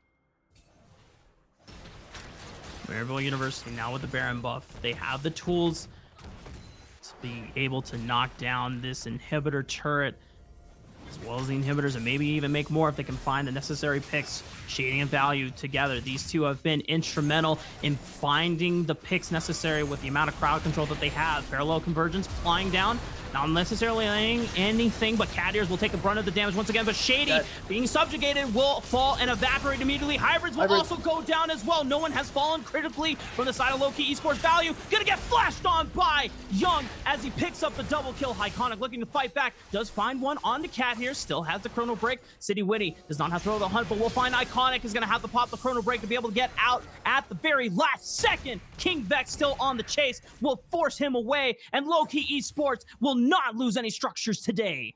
And that's the way I want to see Trundle being played. The moment Shady hooks in, Subjugate goes on, Pillar cuts him off from the retreat, and there they take one of them going down. And because of Maryville, when one person goes down, they just kind of go down together, and 3-in-1 Warrior finding Julian. Julian barely getting out, but he goes back in. 3-in-1 Warrior gets the shutdown onto the Tristana, but will not be able to survive as Shady will get the final killing blow under the tower. Teleport comes in from Hybrids, looking to make the counter engage happen, but Young and King Vex already fleeing the scene of the crime as a tier 1 turret finally falls in the mid lane. Yeah, one death going away. This is pretty much the bloodiest game we've had so far. 16-21 before 30 minutes. It's a lot of kills, and you take a look at the goal lead. Only 1K separates the difference between both these two, and this is where it gets kind of tough. Both these teams are going out swinging. They want to see if they can take it. Maryville fighting for their lives, while Lowkey Esports, seeing if they can secure grand finals in the Upsurge Premier League. And this is the game that I want to see. Both of them duking it out, a boxing match. And I don't know if you can see a Chilling Walk, but if you look closely, you'll see that the entire ocean map is running red. There is so much blood everywhere as we're seeing back and forth skirmishes, fights, all blown out chaos. And it is only understandable as this game 4 means match point for Lowkey, and Maryville University need to win this to bring it to game 5. Everything is on the line for them. Solid vision controller from Maryville University. They're setting this dragon up really well here, and keep in mind that they've only taken one dragon so far. But Lowkey Esports, they probably don't want to give it up. It's another ocean for them, so a good amount of healing for these fights here. Knowing how bloody these fights are, this ocean drake is benefiting both of them pretty well here. So got to keep in mind which this drake is going to be going for. But it's vision control, super good for Maryville. They're going to be looking for another kill. Shady looking for a pick onto someone, but it takes a lot of damage from Young. The Unleashed Power comes out, and King Vex might go down. Just one more auto attack, and that will be doing the trick. Iconic having to pop the Chrono Break just to be able to get out of danger. Parallel Convergence comes in, but City Witty does have the shield. Is going to look to force some flashes. Only gets the exhaust out of Julian. No one will die yet after King Vex and Shady, but the next dragon is up on the table, and critically, if City Witty is able to take this, this is Ocean Soul, and it is one of the most powerful dragons on this patch right now. City Witty does have flash. He's trying to get some vision control. He goes in and he steals it. Ocean Soul has been secured. City Witty will go down for his efforts, but that soul is massive for the side of Lowkey Esports. Oh man, City Witty, level 15 versus Iconic's level 13. I've been saying it right there. 229 farm versus 138. This man's been farming like a god right now. And that's what cost him that smite. Goes and flashes in that bush because the Ocean Drake gives you that bush for Rengar for some reason. Then lands that Q with that empowered smite. And that's what happens. Now Ocean Drake over to them. They could take these fights and still stay relatively alive. And this is where these fights are going to get even harder for Maryville University to take down, knowing that all these guys have some sort of attack AoE on their end. And importantly enough, Baron was nowhere even close to spawning for Maryville University, trying to answer back with an objective trade. So City Witty once again will be up on the map, ready to contest the Baron buff. And now with Ocean Soul in their back pockets, Lowkey Esports are poised to take this game away from Maryville University if they get this Baron and a critically positive fight. Keep in mind that we haven't even been keeping eyes on Young. This is the man that I told you in the early game. This is the man you're going to have to depend on from the early stages, because 3-in-1 Warrior wasn't looking too hot. King Vex and Cat Ears got demolished on the bot side. Only City Witty and Young were the ones left standing. And Young, 6-1-5. I told you this man was going to be the pillar, and he is so far. This is the reason why this game is 30 minutes, as well as City Witty stepping up. Well, Baron buff coming up right now, and both these teams gonna see if they want to get in position, because this is the one that's gonna be costing them though. Julian thankfully has the rocket jump to be able to disengage away from City Witty. Critically does not pop the flash or the rocket buster shot. He will not burn those tools right now. City Witty still having the thrill of the hunt if he needs it to be able to get into the Baron pit, but no one is going for it quite yet. Vision control is an advantage for Lowkey Esports as they're making their way through the top jungle and clearing out some wards. Yeah, because Julian going down, it means that this gets a little bit more room for Lowkey Esports to go into the river and get some control here. And you'll see 3-1 Warrior, 50 CS ahead in his topside matchup. And now, this is an interesting little 1-3-1 that's happening. City Witty and 3-1 handling the split push, while Young, King Vex, and Cat Ears are handling the middle lane. But Cat Ears cleaning out some vision. It's looking good for them. And this Baron not going to be started yet, but definitely a win over to Lowkey. And just waiting on 3-1 Warrior to be able to get the push back on the Hybrids. They want to force him as far as possible. Hybrids does not have teleport quite yet, but it will come up sooner than 3-1 Warrior's own teleport will. And so far, at 31 minutes into the game, surprisingly, both teams are starting to take a backseat, as just as I say that, Maryville University find a window of opportunity to reset timers. Were not in favor for Lowkey Esports. They're burning down Baron incredibly fast. City Witty does not have throw of the hunt quite yet. He cannot get in range to make the steal happen, and Maryville University will secure the Baron buff, but they want to find a fight here. Throw of the hunt comes out. City Witty blows in onto Shady, but will get blown up by Value, and there's nothing that Lowkey Esports can do. Baron is secured, and all 5 members of Maryville University are still alive. Man, you have to talk about what led to them starting that Baron, because here's the thing. Cat Ears was sitting on a ward in the middle lane. They saw him take that reset. They saw him go back to base and get some more vision, and that prompted the trigger to start that Baron, to rush it down and to take it, and that gamble made it work. Now they are 4K ahead in the lane, and now they want to see if they can take this next fight against the Lowkey Esports with the Ocean Soul. Notably, Shady did just burn flash, trying to look for a pick on the 3-1 Warrior.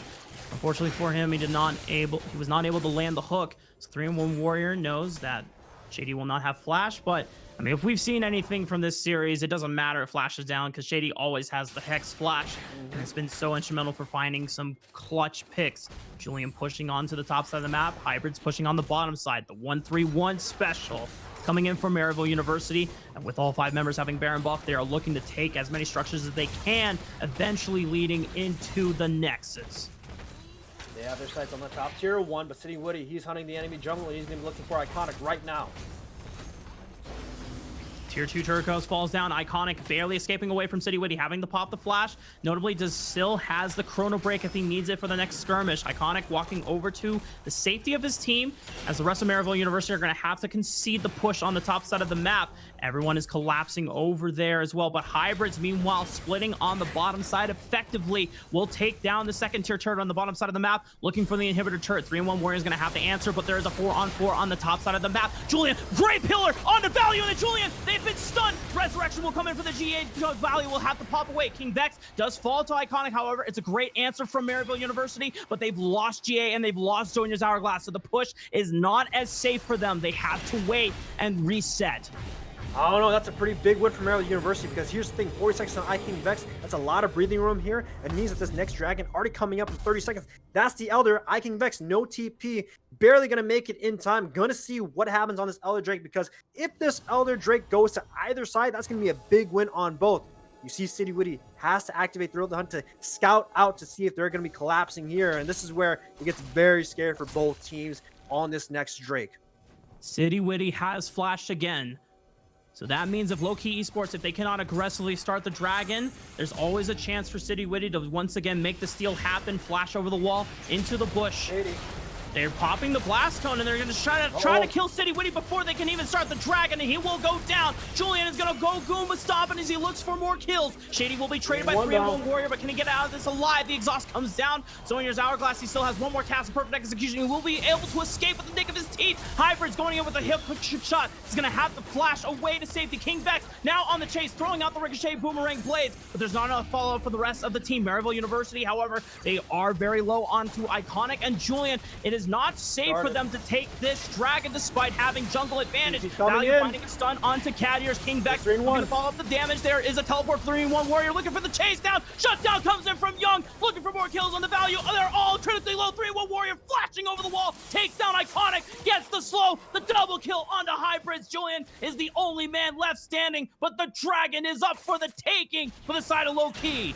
Yeah, 3-1 East, 3-1, making sure he pops off, man. This guy was so good. He TP'd in the back end, 1v4 by himself, basically, pretty much. And this means that this inhibitor turret is going to be going down. That's a big turret in favor for Lowkey Esports. And this actually might be looking at the end, because right now it's 30-second death timers on Hybrids, 20 on Iconic, 20 on Value. It's only 2 people left, and this is the hold. They're readying up the final push here. Who needs the dragon? If you could just win down. the game and deny Maryville Only Esports Julian. an entrance at the finals. The collegiate champion powerhouses will not even make a finals appearance in the Upsurge Premier League, because Lowkey Esports have made the greatest upset in recent amateur history. In one Warrior. He is looking so good. He actually won him that entire game because of that teleport on the back end, catching all 4. He's the one who deserves it, man. This is the guy who basically took everything for him. The Mordekaiser game 3, the Pantheon game 2, and that Camille game 1. 4 different champions. He is a beast. You talk about 3-1, 4-1. Oh my God. I have no words. I'm completely out of breath.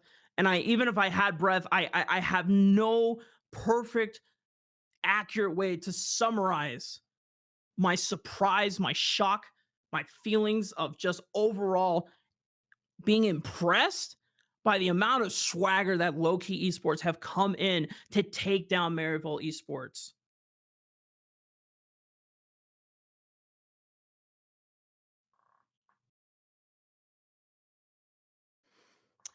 Our production coordinator is egging us on to pick an MVP here.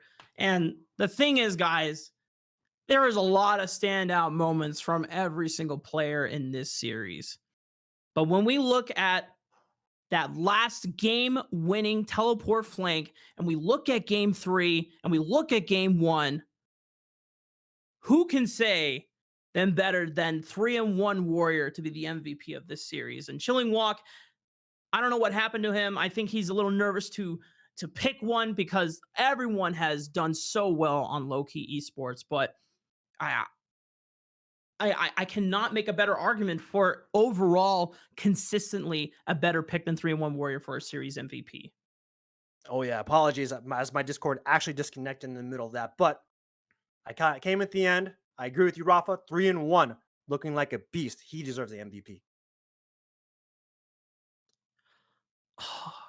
In Chilling Walk, this changes everything. This means that Maryville, without Maryville at the finals, that means Lucky Esports will be taking on Lowkey instead.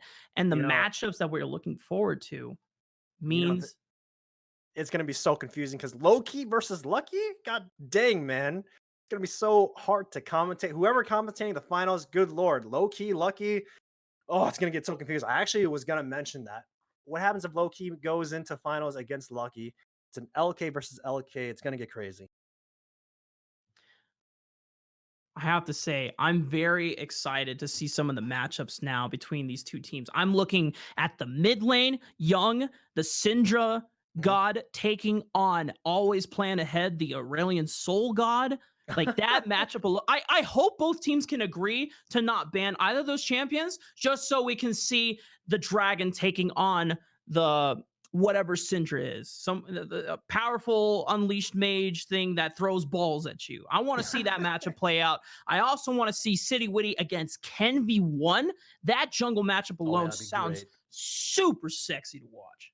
Sexy, sexy, attractive. I'm not too sure what for to say, but I mean, it's you're getting. Hopefully, the words are maybe not the best to use, but it's gonna be hype. Let's just oh put it yeah, that way. oh yeah. Low key esports definitely showing up here. 3-1 Warrior have to be the man to watch going into finals. This man, unfortunately lost a little bit in the early lane, but still popped off, managed to be the man to win the last team fight. Young, extremely consistent on his Syndra. Got to keep an eye on him as well because this is the man who, he's going to be the one who's going to be the main pillar. I said this in game 4. He was the only one who was 0-0-0 by 15 minutes. This is the only person you could play off of going into the mid game. Look what Lowkey does. They do that, make it work. Everyone bounces back here. That's how it works, man. Playoff City Witty, playoff 3-1. Make sure Young is the one who's your pillar, and low key, they're going to the finals. They are indeed, man. So it's going to be a battle of LK and LKY. Who gets to retain the all exclusive privileges to those two letters? And that's going to Yep. be wonderful for Production. our production to coordinate between the two abbreviations. But but with that, ladies and gentlemen, we will be closing out the broadcast for tonight's series. Lowkey Esports taking down Maryville University 3-1. Very dominating. Well, it was dominating from Lowkey, but it was also very close at times. And Maryville Yes. University, they did put up a great fight, but eventually had to give way and collapse under the impressive showing from the side of Lowkey Esports. Yeah. Pretty tough, man. Even when we look at value, 4K. Oh, Yeah. Value tried, man. Even on the Heimerdinger and with Shady on Nautilus, it wasn't enough to be able to upset that difference there. But with that, ladies and gentlemen, we just want to give a huge shout out on behalf of the Upsurge Esports broadcast team between myself, Chilling Walk, and Hypertension as well. Our awesome stream manager and production coordinator, basically 1v9ing the entire graphics package and stream show here. Big show. And, and we just want to give a shout out as well to all of the Upsurge Esports staff, as well as the both teams, Lowkey Esports and Maryville University. We're putting on a great show for everyone tonight. We will see you next week for the finals of Lucky Esports and Lowkey Esports. Same time as always. Good night, everyone.